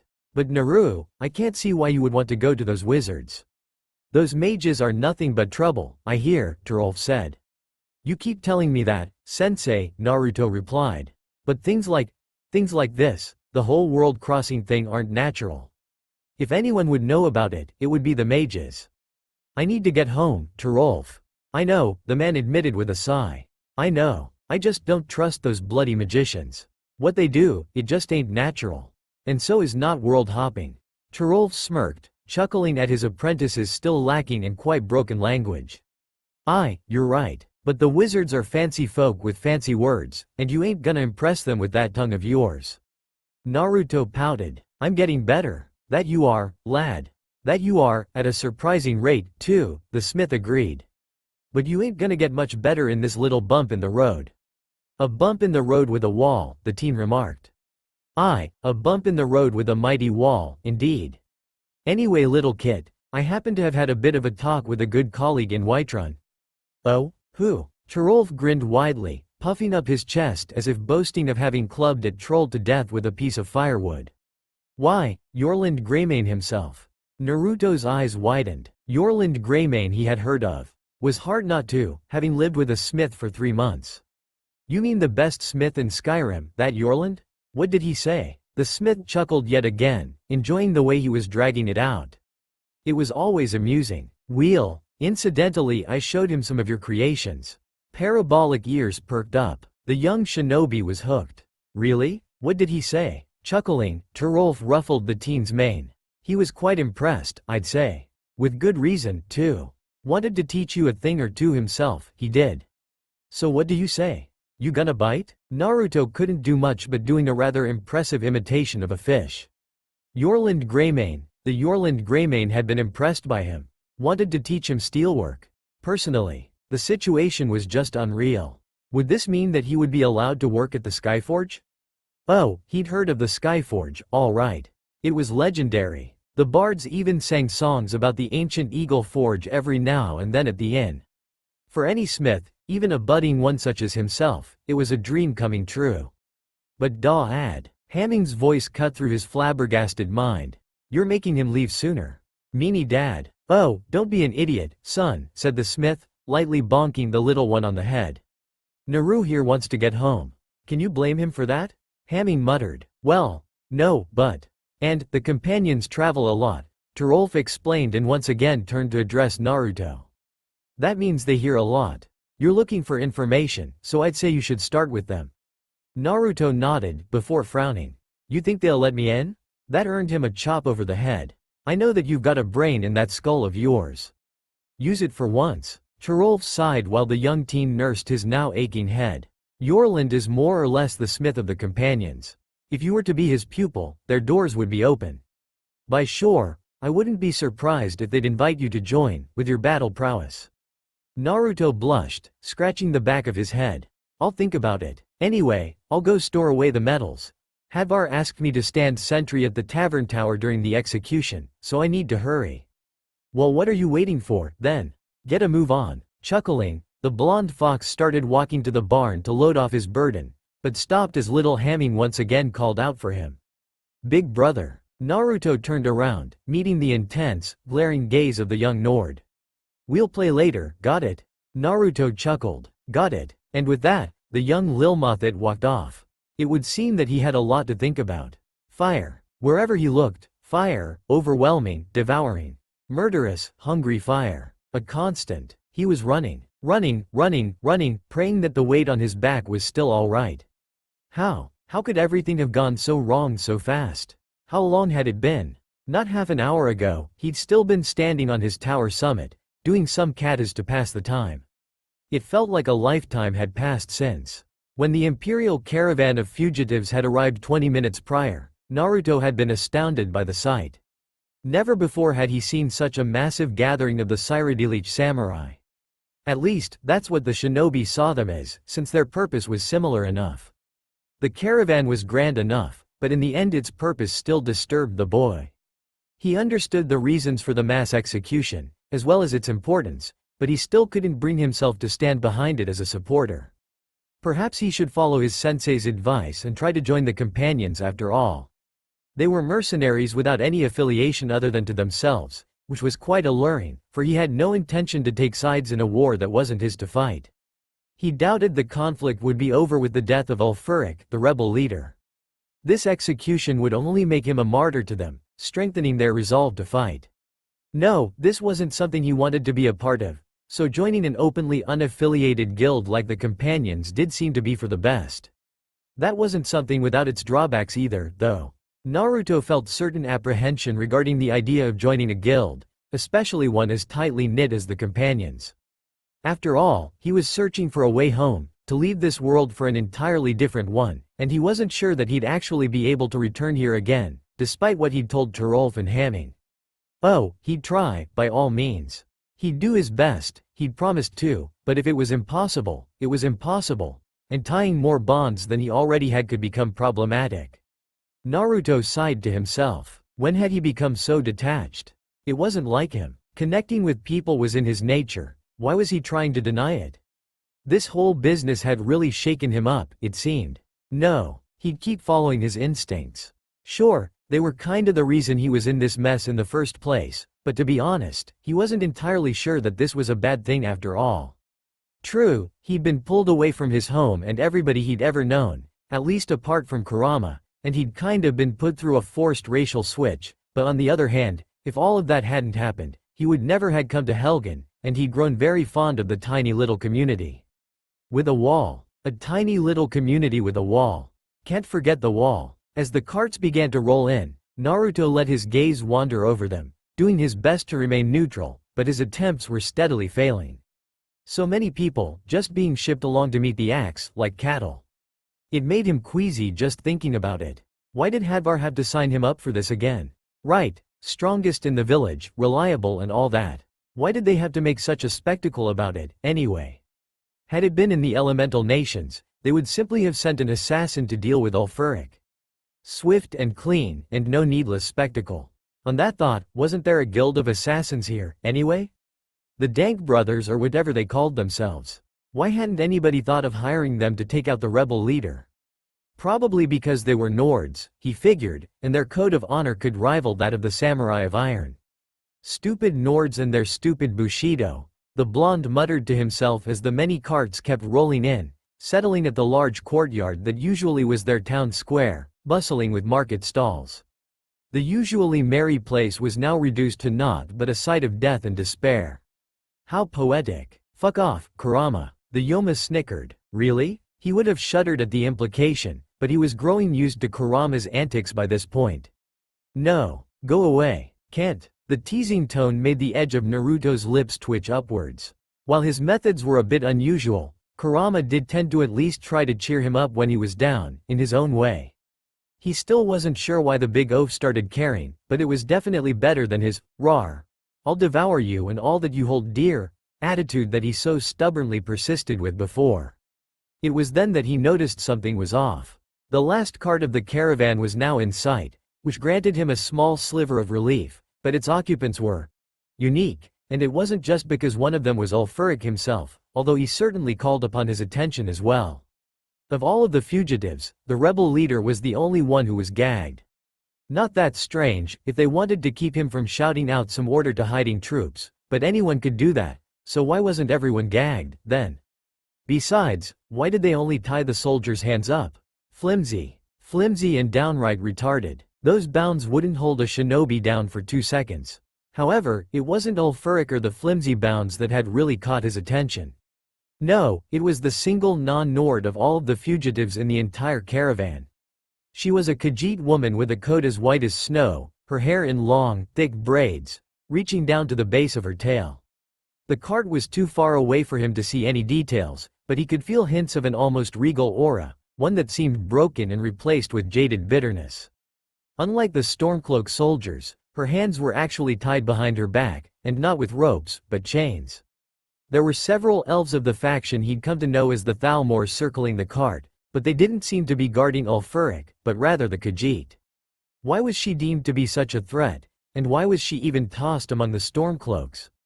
She couldn't be one, obviously, since the Stormcloaks were quite notorious for being Nord supremacists. With the stigma that the so-called beast folk held these days, there was no way that they would even let one into their ranks in the first place.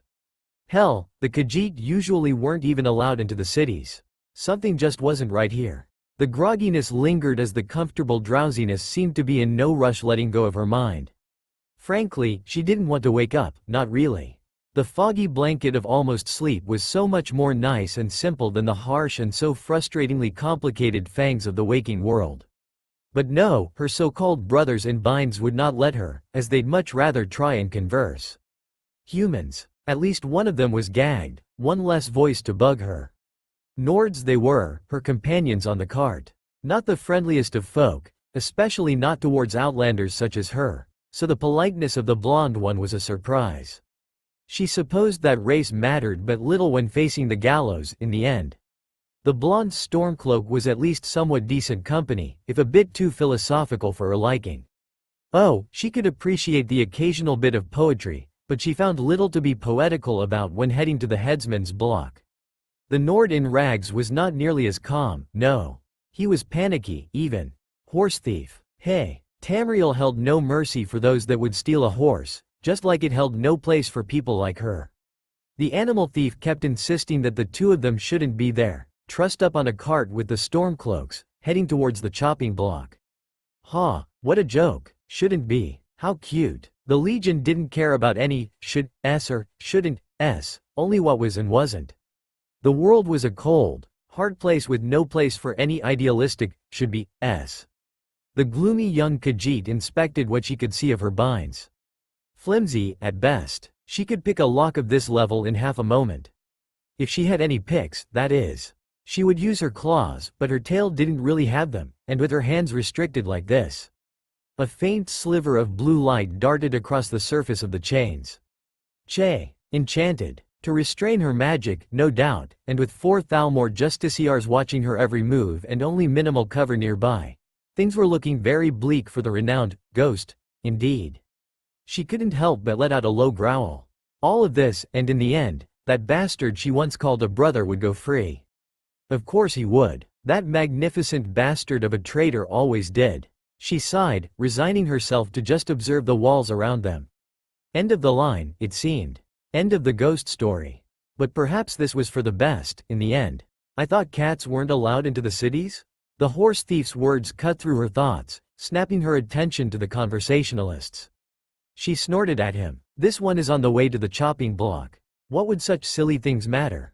I'm pretty sure that only applies to the caravans. Anyway, the blonde Stormcloak added. Ralof, was it? I mean that one up there, said the thief, indicating with his head towards one of the towers. Curious they allowed one into the guard, as a lookout, no less. It's a time of change, horse thief, Ralof remarked. I just hope that it is for the better. But a Khajiit guarding a Nord town. That is no Khajiit. The 3 Nords, even the gagged one, regarded the white Khajiit with confusion. If that's not a Khajiit, cat, then what is he? Ralof couldn't help but ask. Khajiit does not know, she admitted. But no Khajiit looks like that. No. The person, just a kid she realized, seemed too vulpine to be one of her people. He was too far away for her to see him properly, but she knew that no cat of elsewhere had ears that large. They brought the foxes of the desert Anakina to mind. A fox person? She had a vague memory of some old book mentioning a race like that. Lilmothiit, the seafarers, if she remembered it right. Weren't they supposed to be extinct? If her memory served correct, nobody had heard of them for millennia. Most curious. Their eyes met for a brief moment, and while he was too far away for her to make out any details, she couldn't help but feel a certain sense of familiarity, as if she knew him. But the moment was broken as the wagon stopped, and she realized once again that it wouldn't matter, not in the end. Not after this. For this was the end of the line. From his perch high upon the ridge, our young hero had been trying to listen in on the prisoners' conversation, with little success, and all the while his sense of foreboding had grown. To be on the safe side, he made a few extra clones to keep a more thorough lookout. A few were even watching the streets from the shadows between the houses. The Khajiit puzzled Naruto, and it wasn't just the heavy restraints she was under. No, the emotional read she got from her was so much different than the ones he got from the soldiers, or even the cattle thief. While the latter was overcome with fear and confusion and the soldiers emitted a solid aura of defeat, the white cat was bitter, annoyed and filled with regret, and self-hate? Not that surprising in itself perhaps, but it stood out, and in most cases, one would be bitter at oneself for getting caught. Her bitterness was indiscriminate. He didn't really bother to look too far into it, though. Everyone was different, after all. When the cart stopped, Captain Hadvar ran up to it, along with some legate he didn't know, and started going through a roll call. It was disheartening, really. Just listing people like that. For the block, he meant. Checking them off, to die, like they were. This was people, not some objects they could play around with. It was so impersonal, insensitive, inhuman. When Lokier, that was the horse thief, couldn't handle the pressure anymore and made a break for it, Naruto couldn't stand watching him be shot down. It was a good thing that Tirolf had insisted that Hamming went inside earlier. No need to make a child see all of this. Then, they called for her. Inora, the ghost of Anakima. This is the end for you, ghost. The commanding voice of the legate cut through the air like a knife. I don't exactly like doing the elves' dirty work for them, but you brought this upon yourself. Inora hissed at the legate. Brought this upon myself. All that Khajiit did was being born. It is Vasha you're after. Naruto froze. Your words carry no weight here, cat. Now get to the block. The wayward shinobi could just barely restrain himself from shouting out loud in protest as the white Khajiit begrudgingly joined the crowd of stormcloaks. This was insane. Didn't these people have any proper interrogation techniques?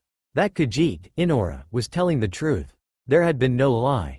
An execution he would withstand, but not the execution of an innocent. Thinking quickly, Naruto made a cage buncheon, positioned so that it wouldn't be seen from behind the ridge. He made an approximate guess of distance. Good, she was within his range. Giving his clone the signal to go ahead, it hanged into the Khajiit and did a kawarimi with her as noiselessly as it possibly could. He wasn't entirely sure what to do when the clone would inevitably dispel, but he'd figure something out. There was a low thump as the cat convict lost her balance and fell to the floor in surprise at suddenly being at an entirely spot than she was half a second ago. Acting quickly, the young fox covered her mouth with his hand. Keep it down, he hissed, mostly as a precaution since she hadn't made a sound.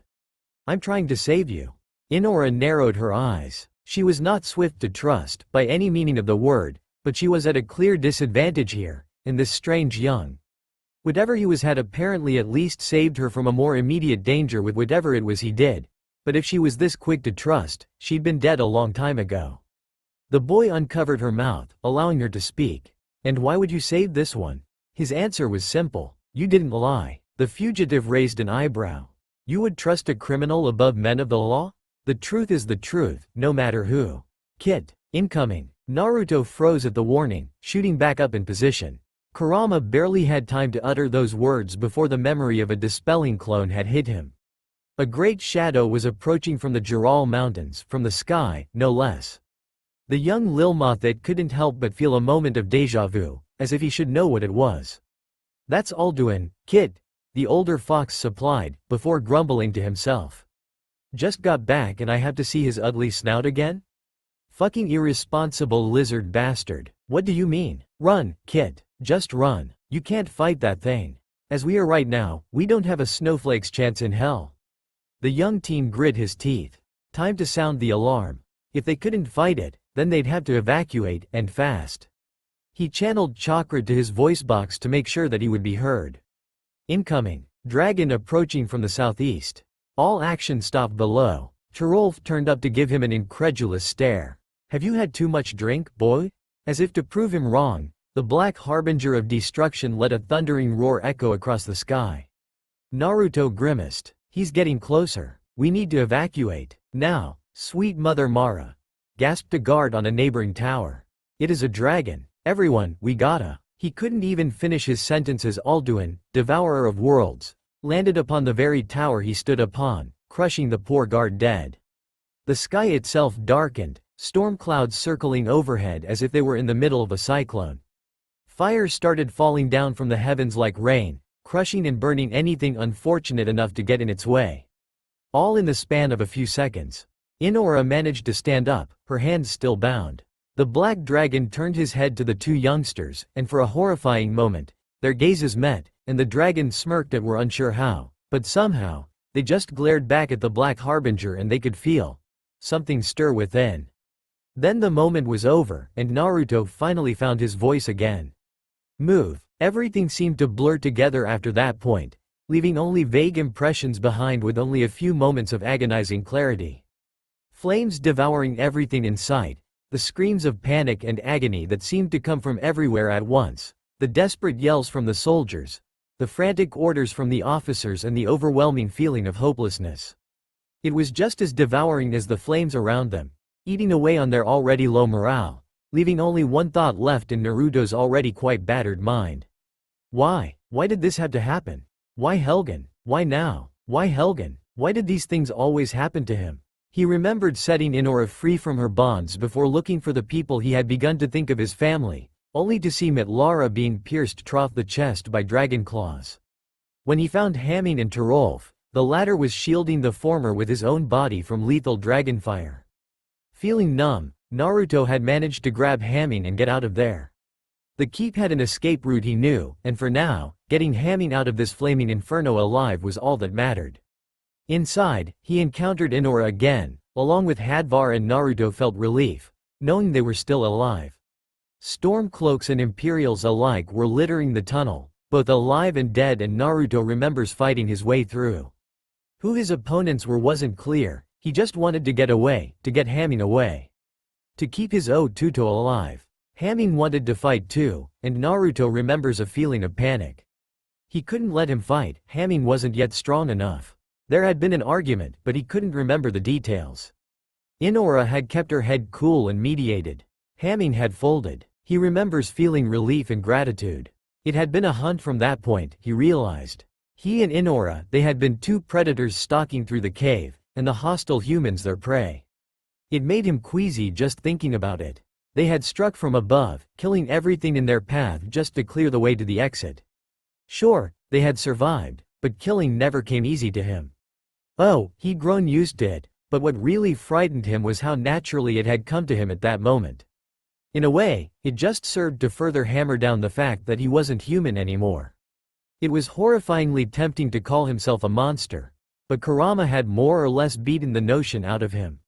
He wasn't a monster, and if he dared to call himself that again, then Lilmothiit or not, the fox would pound him senseless. It didn't change the fact that he was now irrefutably a predator, and that was something that the young ninja found very difficult coming to terms with. That curiosity killed the cat is a common saying, and Inora, the renowned ghost of Anakima, now found herself firmly held within the grasp of an unusually high concentration of the potentially lethal sensation, despite her many years of living with entirely justified paranoia that should by all means discourage such a sensation. The subject of this fascination? Why the first sea strider to be seen in Tamriel for millennia, of course. She had almost felt stupid for not recognizing what he was at first, but when she remembered how few traces the foxes had left behind, that notion had been dropped like a hot potato. In fact, the recorded history from that day and age was sparse and eroded by time, to the point that most of her people of this day believed the Lilmothiit to be a mere myth that very few bothered with anymore. Indeed, most peoples didn't even remember they ever existed. They had become a legend, a myth that she herself had favored dearly as a young kitten, but had almost forgotten about in all that had happened since then, so it was no wonder it had taken a while for the realization to hit her. To think that she would actually meet one. A live, genuine scribe. The inner child she thought she had killed off years ago seemed to have reappeared, and she found herself having a hard time suppressing it. By Alkosh, she had so many questions. Where had they gone all those centuries ago? Why had they disappeared? Were there others alive? Where? How did their culture look like? Why was he in Skyrim of all lands? Why now? Why had he saved her, really? And just why did she feel as if she should know him? But she couldn't ask him, not now. She could see the pain and grief in the young fox's eyes clear as day, and could tell that all of these questions would have to wait until a later date. The poor boy needed a chance to heal, and such questions might very well tear up other wounds, something that was the last thing he needed right now. To think she had planned to ditch this group at first opportunity, but now. No, the ghost would stay with the young strider for a while. Inora knew she should leave, to keep her enemies away from these youngsters if nothing else. But there was just something about the fox that made her want to stay, and it wasn't just her curiosity and childhood dreams that caused it.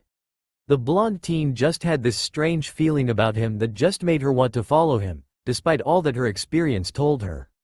Her experience told her to stay away, to not get close, never ever, not to anyone. It told her she would get hurt, that they would get hurt. That she couldn't trust anyone. That she should just cast an invisibility spell on herself and sneak away at first opportunity. That she shouldn't drag anyone else into this. That she should hide in the shadows of the night, away, away, away. And yet, for the first time in years, Inora silenced the voice of her paranoia and decided to listen to her heart, just this once. For the first time in over a decade, the ghost of Anakima decided that this time, she would cover someone else's six. For now. That night, they set up camp by the White River. Riverwood wasn't far away now, but they were exhausted both physically and emotionally and needed to sleep.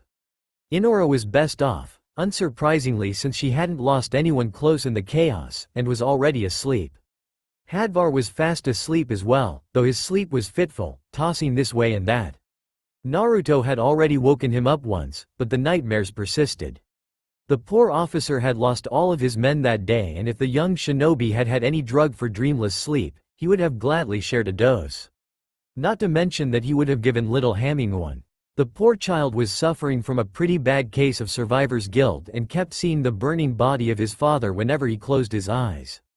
As it was, the 11-year-old was awake, sitting alone on a log, facing the river, staring blankly ahead. It didn't take an expert to tell that the kid was blaming himself for his parents' deaths, illogical as it might seem. Naruto was unsurprised. In that situation, anyone would. The blonde teen was mourning them too, but this time, just like when he last time had lost someone close, he found that he was unable to shed any tears. It wasn't that he didn't let himself cry, it was simply that the tears didn't feel like coming. With a sigh, the fox walked over to little Hamming, taking a seat right beside his surrogate brother on the log. He didn't speak, settling for gazing at the rushing river. The sound of water had always had a calming effect on him, and the river water rushing towards its distant freedom in the open seas. It was poetic, in a way. Poetically soothing. Hamming, he said after a while, never turning his gaze away from the running waters. Did I ever tell you about the time Konoha was invaded? The boy still didn't say anything, but he turned his head towards his big brother, indicating that he had his attention. Naruto nodded faintly, leaning forward with a faraway look in his eyes. He was no longer gazing at the White River, but into the rivers of time, remembering things he'd honestly rather not. It was, almost 2 years ago, now. Otto, a new village, and Suna, our longtime allies teamed up and struck during our most open moment, during the Chunin Shiken. We were caught pants down. The young fox lowered his head. I was fighting Gaara, their ace, a few miles away from the city walls and missed most of it all. By the time I got back to the village, a whole district the size of Whiterun was in ruins. We did chase the invaders off in the end, but our leader died that day. Turning his head, he gave Hamming a sad smile. My parents died the day I was born. Growing up, that old man was the closest thing to family I had. Silence fell upon the duo once more like a heavy thicket. A wolf pack could be heard howling in the distance. After a while, Hamming spoke quietly. How do you stand it? Naruto smiled, wrapping an arm around the younger boy's shoulders. I live the life he'd have wanted me to live. Live the life he couldn't. The words went unspoken, but oh, so very heard.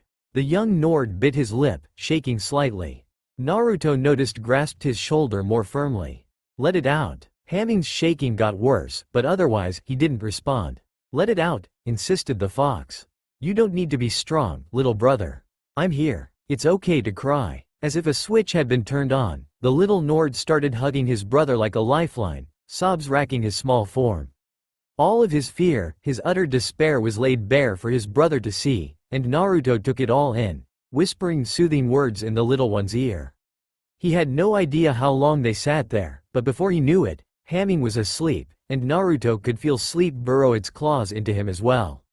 They fell asleep like that, sitting on a log, lulled to sleep by emotions flowing as freely as the river before them. Neither could imagine what future held in store for them. There was a noticeable change in the air the next day.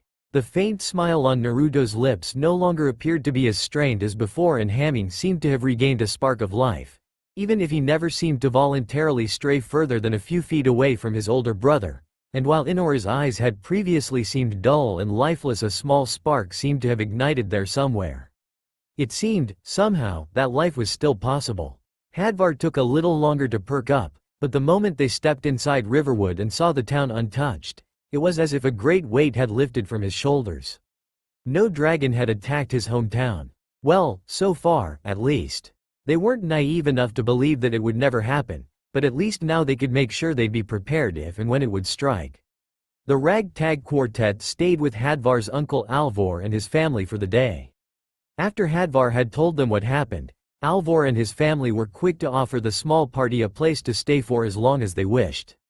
However, Naruto knew that they couldn't afford to stay for long. If one dragon was on the loose, what was there to say that there wasn't more? Even more so since the dragon in question was Alduin. The name itself was menacing enough, but Kurama had actually been in a talkative mood for once in a while, and according to him, that pitch-black menace just so happened to be the king of dragonkind. In addition, it seemed that the dragons were intimately connected to Akatosh, or Alkosh, as Kurama kept calling him, and had therefore souls that existed outside of the bonds of time.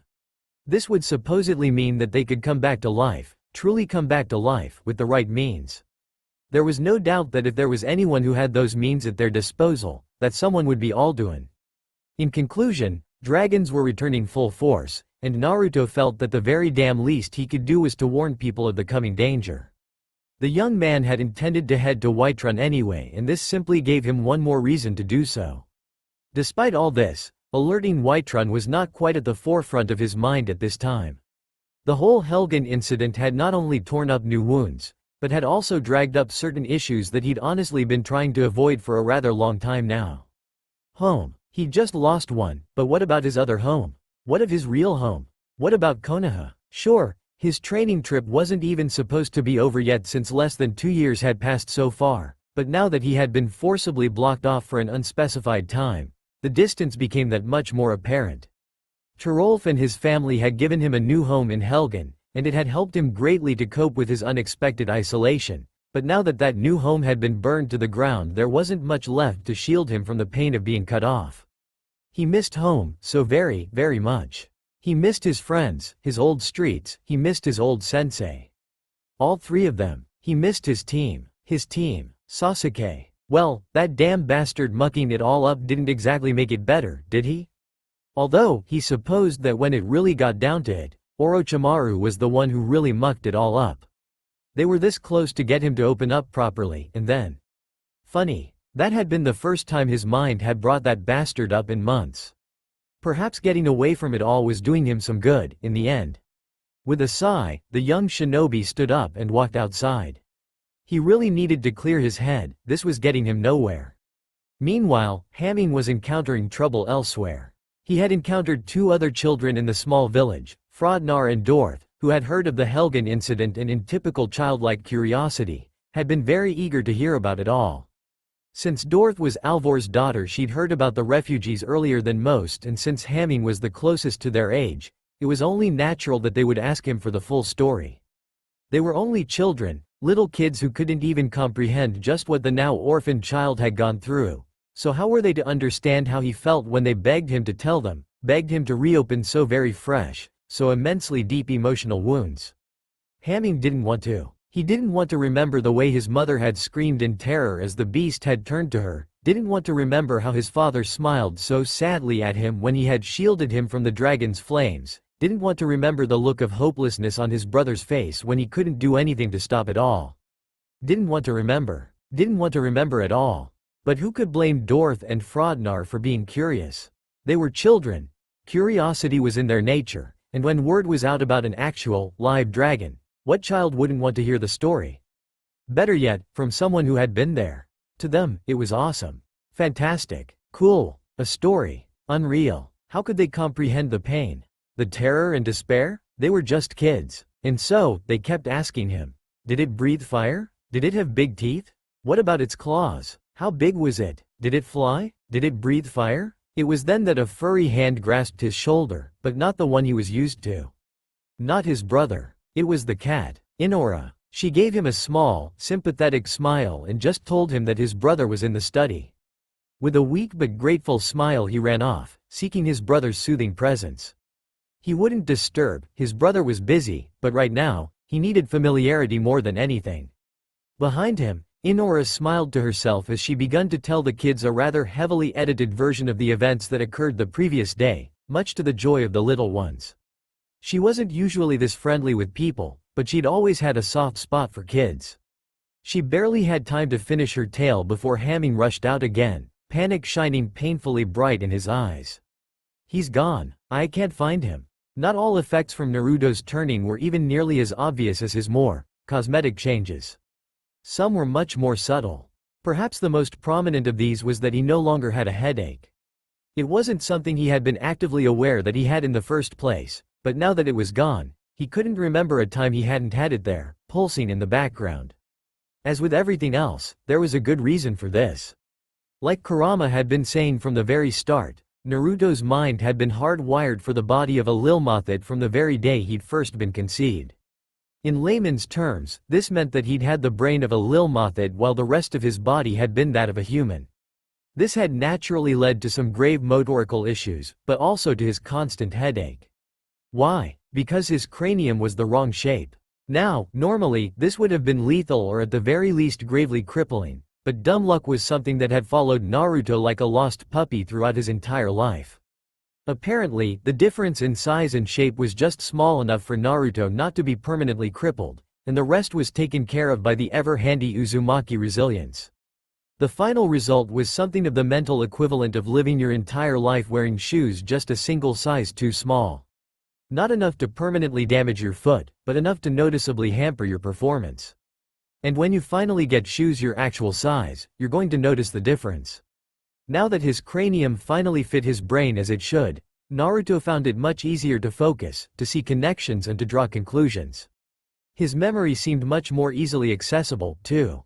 He didn't just magically know things that he did not before, but he found that what he did know was much more easily available. In short, thinking was no longer a struggle for our young hero.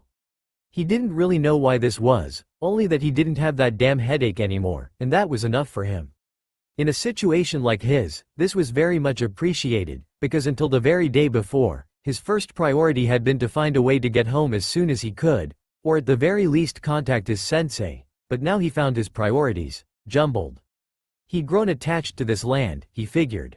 Getting home was still important, and his loyalty still stood firmly with Konoha, so his duty dictated that he should find a way to at least contact the village first and foremost. However, ever since the Helgen incident, as people already had begun to call it, his sense of justice declared that he couldn't go home yet. He had to do something about the dragons first.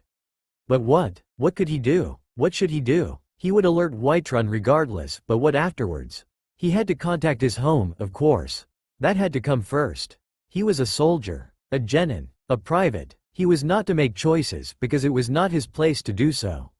He wanted to so dearly, but even he had to follow the code of conduct at times like these. But this was here. This was now. Dragons were attacking. It was tangible, reachable. He could act here and now.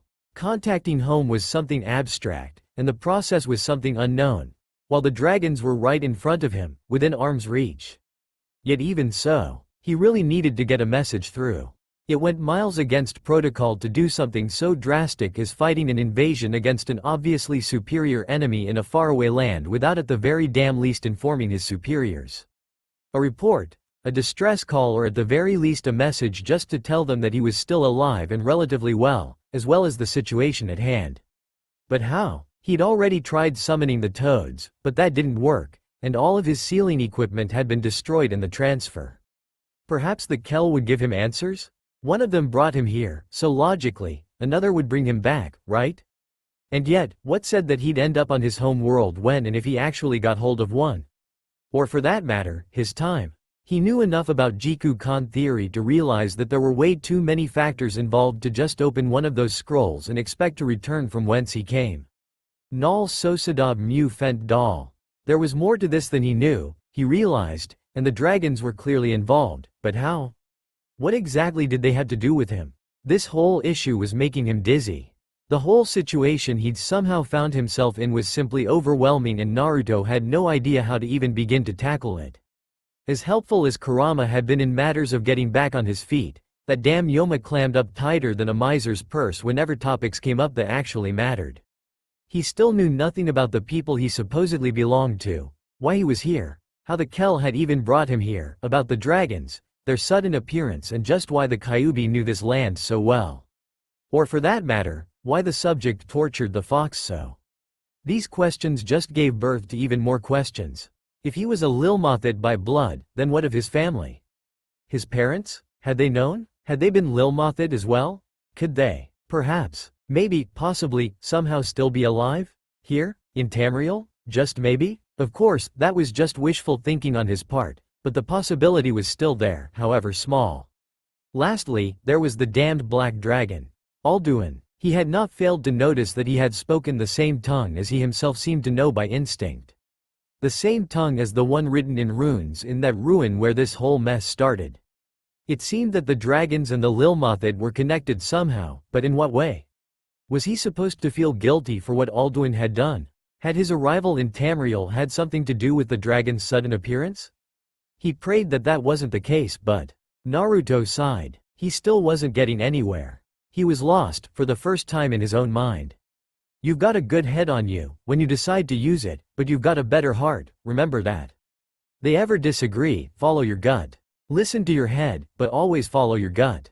Always. His gut, huh? Hey. Naruto chuckled to himself. Good old Arrow Sennin. Old Toad was always right, even when he wasn't there. When had he stopped listening?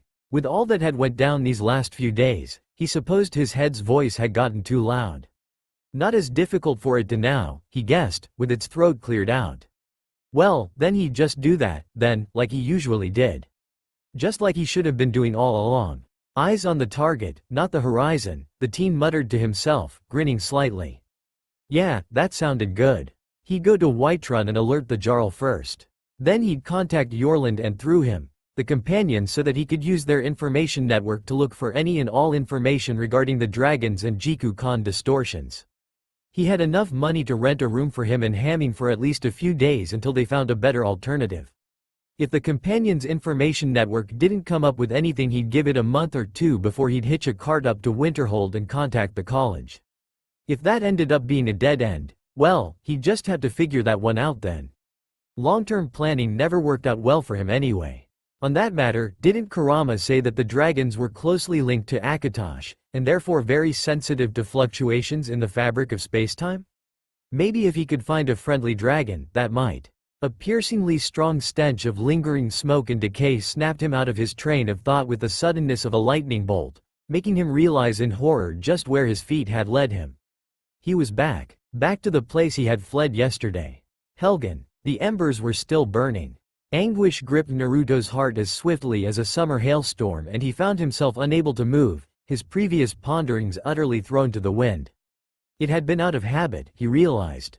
Out of pure damn habit he had walked up that paved slope. Just like he had done yesterday, at this very approximate time. But that time it had been towards a prospering village, just buzzing with life. However, as the smoldering rubble filled his vision, it all felt like a distant dream. The inn where the local bard only days ago had futilely tried teaching him how to play the lute was now crumbling. The roof was reduced to naught but ash, and only a single wall was still standing upright. The shed in which he'd slept nearly every single night these last 3 months, not out of inhospitality but simply because of lack of space, was nowhere to be seen. A pile of ash and charred wood was all that was left. His sensei and benefactor's beloved forge was now reduced to a crumbling ring of stone. The courtyard where he had sparred with the guardsmen was torn up, the cobblestone crushed and scattered all over the village. The nooks and crannies where he and Hamming used to hide when they played hide and seek, crushed under burning logs. For only 3 months had he lived here, yet those 3 months had been filled with so many precious memories. Learning their language, getting to know the people, that one traveling mage who taught him a bit of magic, cracking jokes at how different their cultures were, confusing one social gesture for another. Little things. Precious things. As the visage of a smoldering corpse entered his vision, the young Lilmothiit realized that he couldn't leave it all like this. There was a time for musings and this wasn't it, for right now, there was something he simply had to do. Hamming wasn't sure what he expected to find when they finally tracked his big brother down, but this certainly wasn't it. When he and Inora, who had been kind enough to help him, finally caught up to Naruto, the teen fox was crouching in front of what seemed to be a huge, unlit bonfire, hands pressed to the ground. He seemed to be concentrating very hard on something. It hurt the young Nord to be back. It hurt him so very, very much, and he knew that it hurt his brother too. Why had he gone back? Why would he voluntarily expose himself to this pain? A funeral pyre? Came Inora's purring voice from behind him. And indeed, when he looked closer, Hamming could see human-sized, oblong shapes wrapped in cloth on the top of the stack. A funeral, huh? Hamming clenched his fists. His brother was an idiot, doing all of this himself. Didn't he trust him? Didn't Naruto trust him after all they'd been through? It wasn't even his village, for kind's sake, so why would the fox shoulder this on his own? No, Hamming wouldn't let him.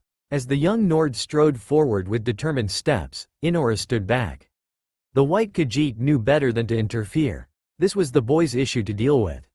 She briefly considered, again, to simply leave them for the wind, but found herself unable to hold the thought for long. Apparently, her heart was already made up, despite her mind's protests.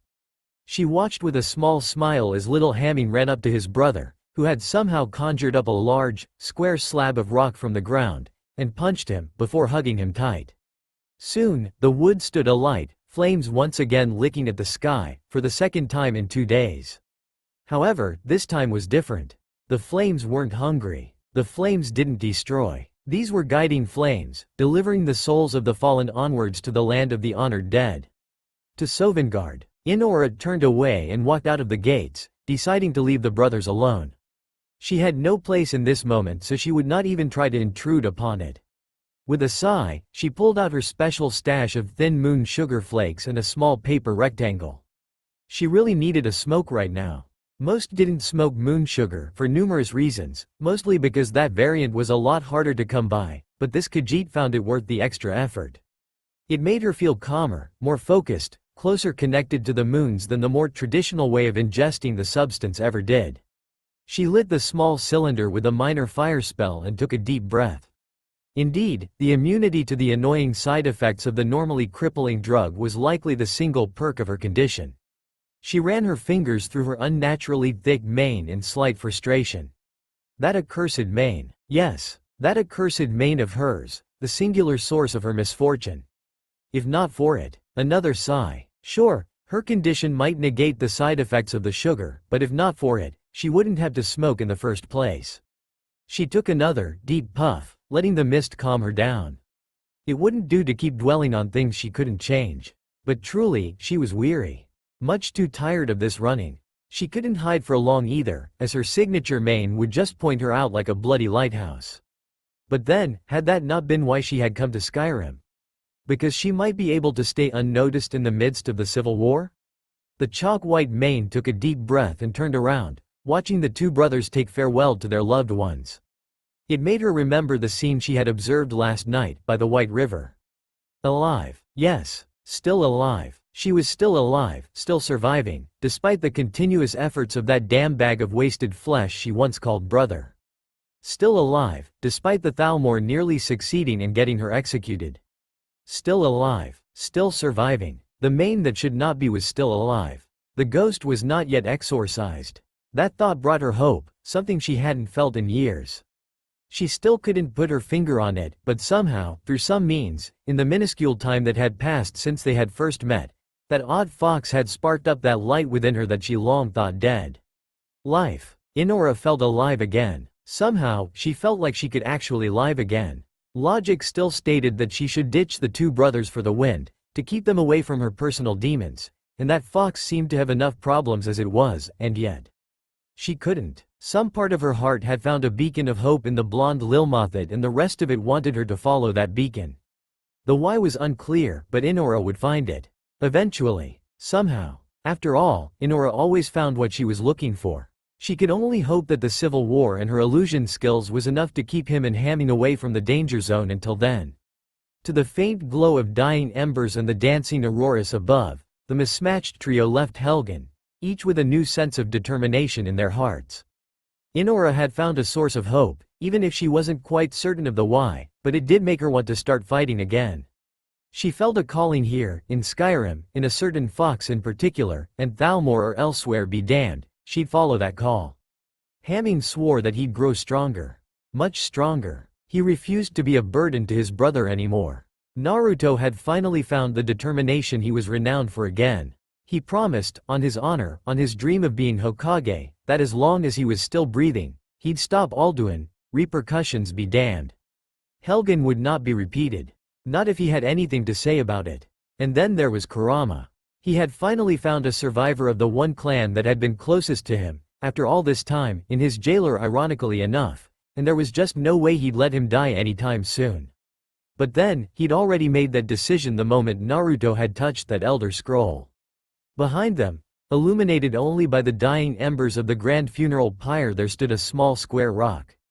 Deeply etched upon its surface, stood written the names of every single person who had fallen to that black menace that day. High above them, the auroras seemed to be smiling down upon them. A new day was on the horizon, and our heroes were finally ready to face it with a grin. Surprisingly, many people had gathered by the bridge to wave the three refugees goodbye the next morning. Hadvar's presence was no real surprise, nor was Had and his family being there, but Fëandel's attendance came as a bit of a surprise, even to Naruto, who had been running a few odd errands in Riverwood a few weeks earlier, as he'd never even met the elf in person before this. Apparently, he'd inadvertently helped him and Camilla get together at some point. Somehow. Delphine the innkeeper was there too for whatever reason, although she seemed to keep her distance, watching more than she was participating.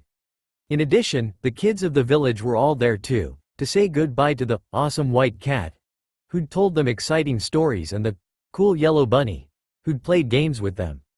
Being called a bunny kinda pissed Naruto off, but he supposed kids would always be kids. He still yelled at them for it, for good measure, and glared at Hamming for laughing at him. The goodbye was long and certainly heartfelt by most of them, and Naruto's spirit, whose burden had already been alleviated after the previous day's little excursion, seemed to lighten even further. To know that people still cared, that people still wished for him to stay well was, for someone like Naruto who had been alone for most of his life, brought forth a feeling of warmth that would never fade in value. As the ragtag trio passed the first bridge over the White River, someone came running, calling for them to wait up. It was Camilla Valerius, one of the merchant siblings that Naruto had helped a while back when they'd been robbed, which had resulted in his first dungeon delving and a rather panicked first encounter with the local undead. He'd assumed that they both had simply been too busy with the store to join the farewell. Apparently he'd been wrong. "Wait," Camilla shouted. "Why didn't you tell me you were leaving so early?" "I did," Naruto deadpanned. "You're just confused again, Camilla." The woman huffed and flicked his forehead as she caught up with them. "I'll let that pass just this once, but only because it's you, Naruto. Remember that." The fox twitched his ear at his companions snickering in the background. "I'll keep that in mind. Why the hurry?" His answer was a knapsack being shoved into his chest rather forcefully by the slightly blushing imperial woman. "Here, after what you've done for us, it's only fair we give you something back. Take it." Bewildered, Naruto caught it automatically. What? But Camilla interrupted him with a sharp poke right between his eyes. "No refunds." The blonde blinked rapidly in confusion as the Imperial simply ran back to the crowd with a happy smile, looking immensely pleased with herself. Puzzled, he gave them all a final wave and turned back to his companions, who were now smirking at him. "So, this one sees you have a human fetish, yes? Khajiit had no idea you were the type." Big Bro's allayed his man. Now, normally this would have caused the young teen to blush up a storm and sputter frantic denials, but after the last few months' many misadventures, his usual, childish demeanor had yet to rebound to its usual level. Instead, he just gave them a half-hearted glare and said, "Oh, knock it off, you two. Look, she's taken, anyway." And indeed, back in the village Fëandel seemed to glare angrily at Naruto, only to be interrupted by Camilla kissing him squarely on the mouth, which soon devolved into something better kept private. "See? I helped her and her brother out a few weeks ago. She was just, returning the favor?" Inora chuckled lightly. "Alright, you win. So, what way is Whiterun from here? Just follow the river. Hamming piped up. When we pass the meadery, Whiterun is right up the hill. Dad took me there lots of times. As Hamming trailed off, Naruto rested a hand on his head to reassure him. And we're taking you there now, Ham. Don't worry, alright? The small Nord gave out a quiet hum and nodded, before suddenly perking up, deciding to shift the focus of his attention. Well, what's in that package, huh? Open it, open it. Alright, Naruto chuckled. Calm down, I'm not a ladder. Hurry up. No, you're teasing me again. Of course, I'm your big brother, it's what I do. Meanie. Inora chuckled a bit to herself as she watched the two brothers interact. In the end, they were still kids, even after all they'd been through. Healing would take its due time, but it seemed that they at least were on their feet again. Just open it, she said after deciding that she'd put up with their bickering long enough. We are both curious to see what that pretty girl gave you. I thought we already settled that, grumbled Naruto, sounding rather miffed.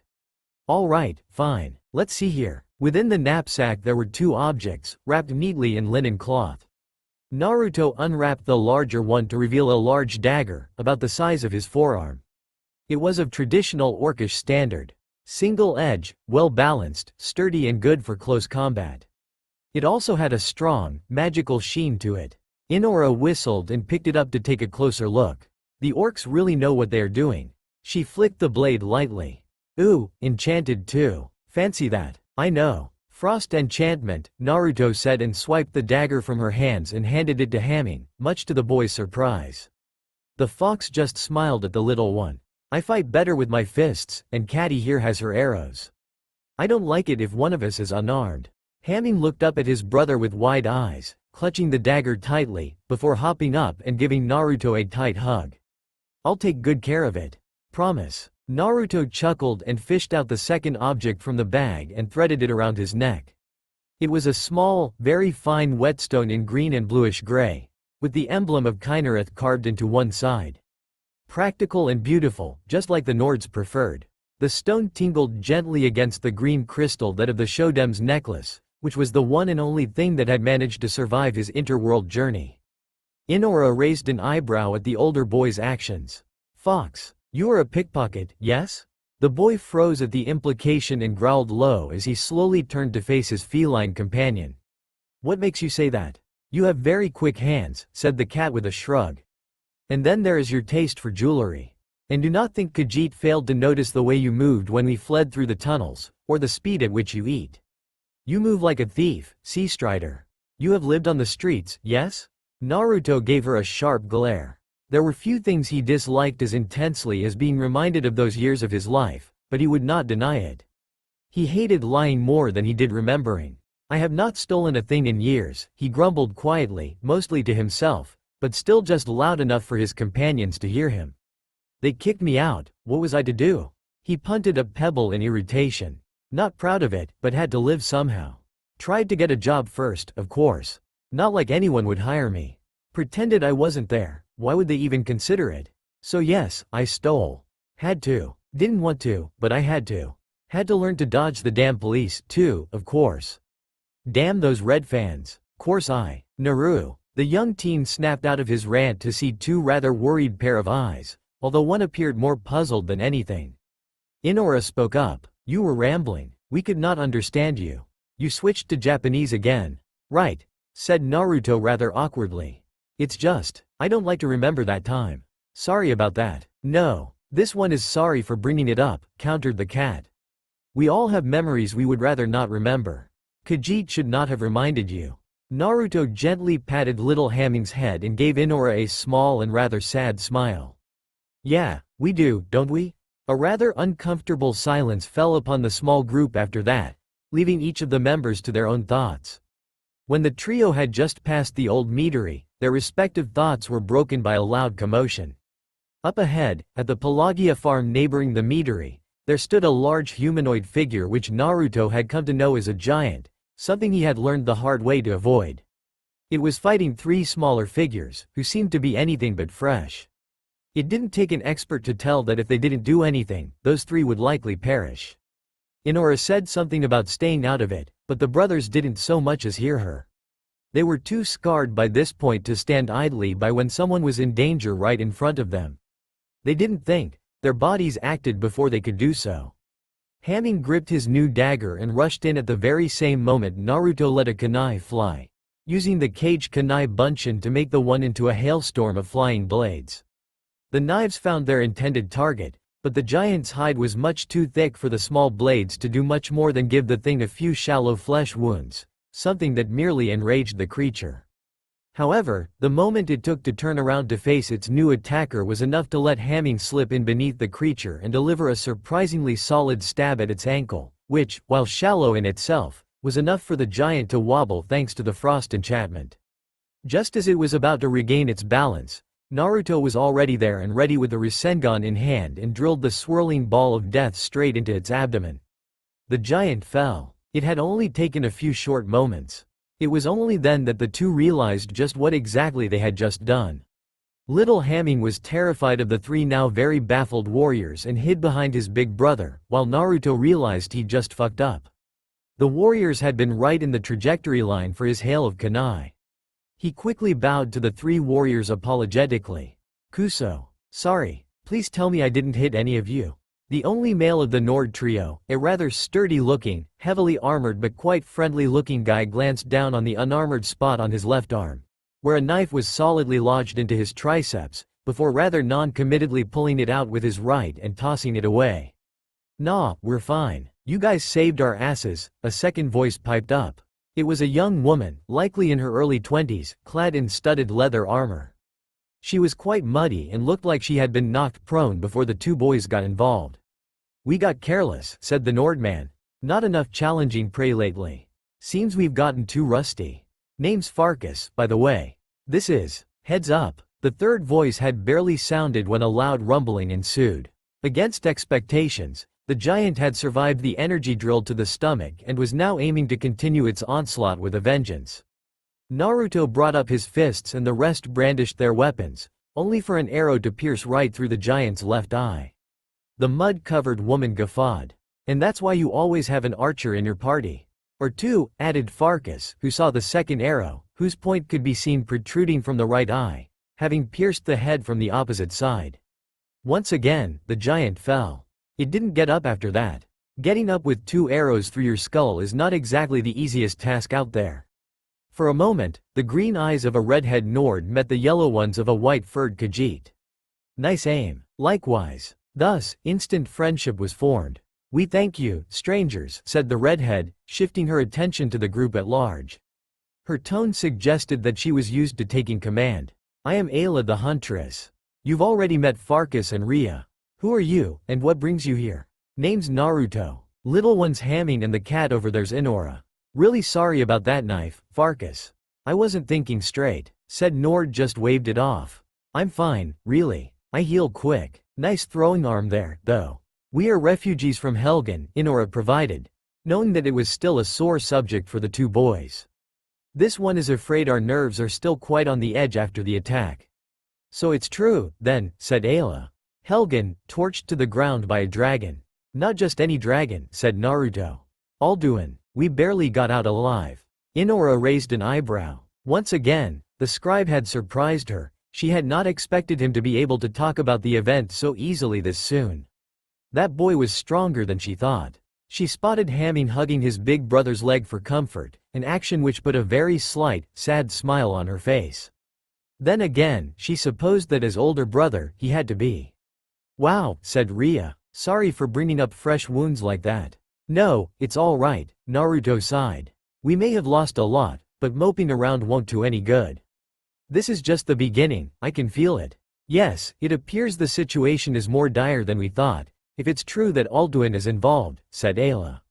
"You should come with us to Jorvaskr. We've got warm beds and fresh mead. I'm pretty sure old Kodlik will let you stay for a while. Think of it as a thank you for probably saving our lives." Little Hamming gasped in awe and his grip slackened. Like any child raised in Skyrim, he knew the name Jorvaskr well. "Why, your companions?" Farkas chuckled at the shy little boy. "Got it in one, kiddo." "Well, that's words," grumbled Naruto slightly. He really had to get his hands on a dictionary. "Good? Hedged Hamming? More like. Useful? Convenient? Guessed Ria. Naruto lit up. Yeah, that. It's very convenient. We need to talk to you. Why so? Wondered Farkas, raising an eyebrow. Information, mostly. It's a long story. At the mentioning of information, Hamming's grip around his brother's leg tightened once more, this time taking on a more possessive tone. The teen shinobi gently stroked the little one's head. It seemed like that trip to Winterhold might have to be delayed even further. There was no way he was leaving Hamming behind in this state. Ayla took note of the silent interaction but decided to leave it alone for now. Instead, she only gave Naruto an affirming nod, pretending not to have noticed. Well, you've come to the right place, then. All kinds of folk travel through Whiterun and we tend to hear many things. Come with us, stories are best shared around the fire over a mug of mead.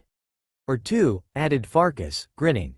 Gladly, said Naruto. I just need to speak to the Jarl first. What about you, Inora? He turned around to face his feline companion. What will you do? Inora gave him a small smirk. Thanks to your little stunt back in Helgen and Hadvar promising to help, them Thalmor will not find out that this one survived for some time yet. For now, Khajiit's illusions should be enough. Inora will go with you. The walk to the city of Whiterun was a rather lively one compared to before.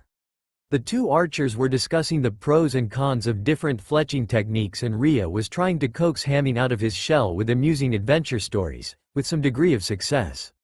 After all, the boy had idolized the companions for most of his life, like any Nord child.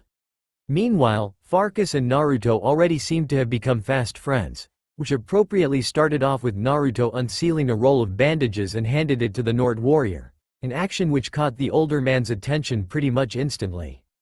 From there, it was a very small step to go before they were discussing fighting techniques.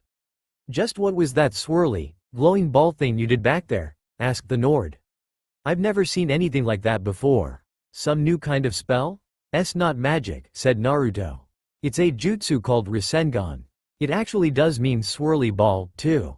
Really, it's just really tricky chakra forging. The hex, chakra, sounds like magic. The Lilmothiit scratched the back of his head. Well, it's kind of alike. More physical, inner energy, stuff. Don't know the words. Sorry. Farkas chuckled. Don't worry, I noticed your talking was a bit shaky, but I can't say I ever heard your accent before, and even I can see you're no Khajiit. Where are you from, anyway? Before Helgen, I mean. Well, tried the fox, unsure how to put it in terms that both he himself could say and Farkas understand. There's only one moon where I'm from, if that helps. That line caused the Nord to halt for a second and scrunch up his face as he tried processing what the long-eared fellow had just said. One moon? Naruto nodded, grinning somewhat wonkily. He knew how insane it sounded. Hell, he thought he'd gone insane when he saw the twin ones the first time, so it was only natural that it was the same in reverse. Yep, only one. You serious? Why would I lie about something like that? Farkas was quiet for a few seconds as he tried to process this piece of knowledge. After a few seconds, he said, "The heck did you get here?" Naruto shrugged. "Kell accident. Now I'm stuck here." Farkas whistled. "Not sure what a Kell is, but you need to tell us the full version of that story." "What is a Kell? Some kind of artifact?" "Don't know the word for it," said the teen, scratching his head. "Try to explain?" The younger frowned in concentration as he gave it a shot. "It's hard to. A Kell is a big scroll, well, it looks like one. Hard to understand. Got something with space and time to do. I think. The Lilmothiit scratched his head again. "I don't think they want to be understanded. Does that make any sense?"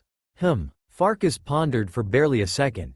"Nope. Sounds like fancy magic stuff. Never been good at that kind of thing." Naruto shrugged. "Fair enough." Farkas nodded slightly, mostly as an afterthought, and glanced briefly at his companion, mentally changing the topic. Having talked with the fox person for a while now, he got the distinct feeling that he was younger than he looked. Let it not be said that Farkas was a short person. Frankly, saying so would be outright retarded. Nords were a tall folk, at least as far as humans went, and Farkas was tall, even for a Nord. Still, somehow, this youngster had an entire decimeter on him. "Say, are everyone from where you're from this damn tall?" Naruto blinked a few times at the sudden change in subject, then frowned in confusion. He'd never really thought about it. Actually, there had been too many more important things swimming around in his mind for him to think of something so trivial. But it was true that everyone had seemed a lot shorter here. Or maybe he'd just gotten tall. He wasn't quite sure. You sure you're not just short here? I was always the shortest back home. The Nord snorted. You? A midget? I'll believe that one when I see it, Fox. Naruto shot him a half-hearted glare. He didn't like being reminded of his vertical challenge, which was apparently gone now, at least relative to Tamrillet's natives. Well, he supposed it was ultimately unimportant.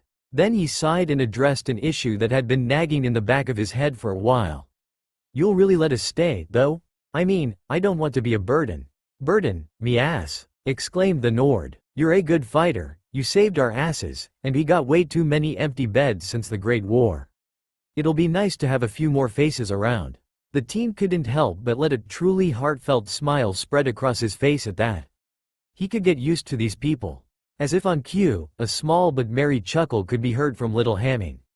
Looking to the side, Naruto could also see a smile play on Inora's lips. He could feel their happiness.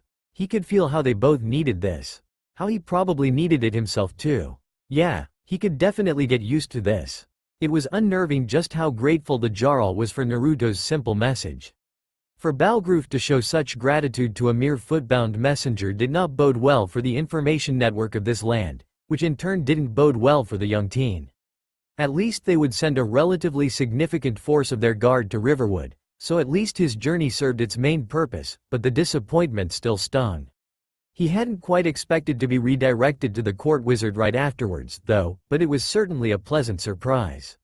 Even more so when it became apparent that Farengar, as the wizard was called, had been researching the dragons for some time, and while he appeared rather aloof and disdainful at first glance, he positively lit up in excitement the moment he took a moment to actually take a look at his new, if temporary assistant.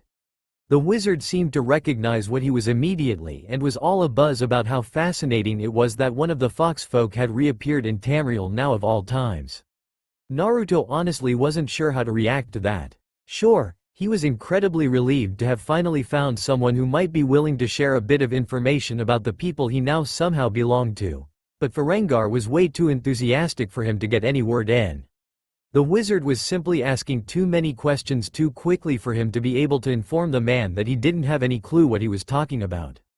It took a few minutes, but Farengar eventually slowed down enough to allow the shinobi to inform him of his situation, and in that moment, the atmosphere shifted quite a bit as the wizard now patiently listened to Naruto's story. Naruto decided to tell him everything, from the very point of him finding the old ruins in Hai no Kuni to him sitting in the halls of Dragonsreach. If this was the person who was going to help him in his research, there would be no point in withholding information. If there was so much as a single detail that could be of help, he wouldn't waste his chances. As the story went on, the wizard's frown deepened. This meant that he'd just lost a potential source of immense information on his second greatest area of interest. On the other hand, this presented an entirely new, equally fascinating and quite possibly intimately related issue. The first Lilmothiit seen in Tamriel for centuries is warped in from a different world no more than 3 months before the first dragon sighting. All things considered, this was unlikely to be a mere coincidence. So yes, he would definitely help this boy. They would help each other. If his hunch was correct, the fate of the entire continent, if not their whole world, could be at stake. Unfortunately, the times his hunches had been wrong could be counted in singular. For once, he did not hope it would stay that way. It was with a certain sense of reluctance that Jiraiya stepped through the gates of Konoha. Maybe he had missed something. Another hidden room, perhaps, or a seal he had yet failed to uncover. He was unsure if he would be able to enter the ruins again, since it was only thanks to Naruto he had been able to enter the first time. What if the ruins acted as the anchor? If the boy found a way to get back on his own, he wanted to help him in any way possible. Wait at the exit point to make sure the process was stable, somehow or something. Anything, but no. Apparently, the decryption team had after endlessly poking at what had seemed to be a figurative wall, finally made a breakthrough. This was good news, of course, but at the same time it was highly underwhelming that after so long, this was the only progress they had made. Not only that, but they needed him there, personally, to confirm their theory. Honestly, this was just sad in his eyes. But then, maybe he was just grumpy. So much time had passed since his student's disappearance and yet still he had not heard a single word of where he could be. apart from the cryptic ramblings of the Toad Elder. It had taken a rather hefty toll on his nerves. A sigh. He was getting too old for this. So, he had been called back to Konoha. As much as he would have liked to stay in the ruins, he knew, deep down, that he had searched through every inch of that cave, from floor to ceiling. There was nothing more to find, and sitting idly in a cave was not how progress was made. Progress was made by acting. As he made his way towards the decryption office, Jiraiya encountered his old teammate, something that served to greatly alleviate his mood. With a smile, he greeted the current Hokage. "You called for me, Suheim?" Tsunade regarded the Toad Sage with a nod, accompanied by a small frown. "You sure took your sweet time, Jiraiya. I believe I told you this was urgent. What kept you? I can't just half-ass these things, Haim. I had to make sure I didn't miss anything," the sage replied. "I was blocked when I tried getting in before. Why would that have changed now? Without Naruto, I doubt we'll ever be able to get back in there." An excuse, and a rather thin one at that. Tsunade sighed. She knew Jiraiya better than that. The old toad was fooling himself. If there was one thing Jiraiya was, it was efficient. At this point, the man had spent a bit over 3 weeks sitting in that cave, refusing to leave. There was no way he hadn't been able to cover every inch of the area twice at this point. No, he wanted to stay because that was where his student had disappeared. He had stayed because he blamed himself for what happened, and was desperate. He was wallowing. However, the Godem knew she was in no place to lecture others about letting go of their regrets. Thus, she kept silent. "So," said Jiraiya after a second or two of too much silence. "What new finding was so big that I had to be called in?" Tsunade shook her head. "Better to see it for yourself. This is something better seen, rather than explained." That's all for now. If you enjoy this video, then please like, share and do comments.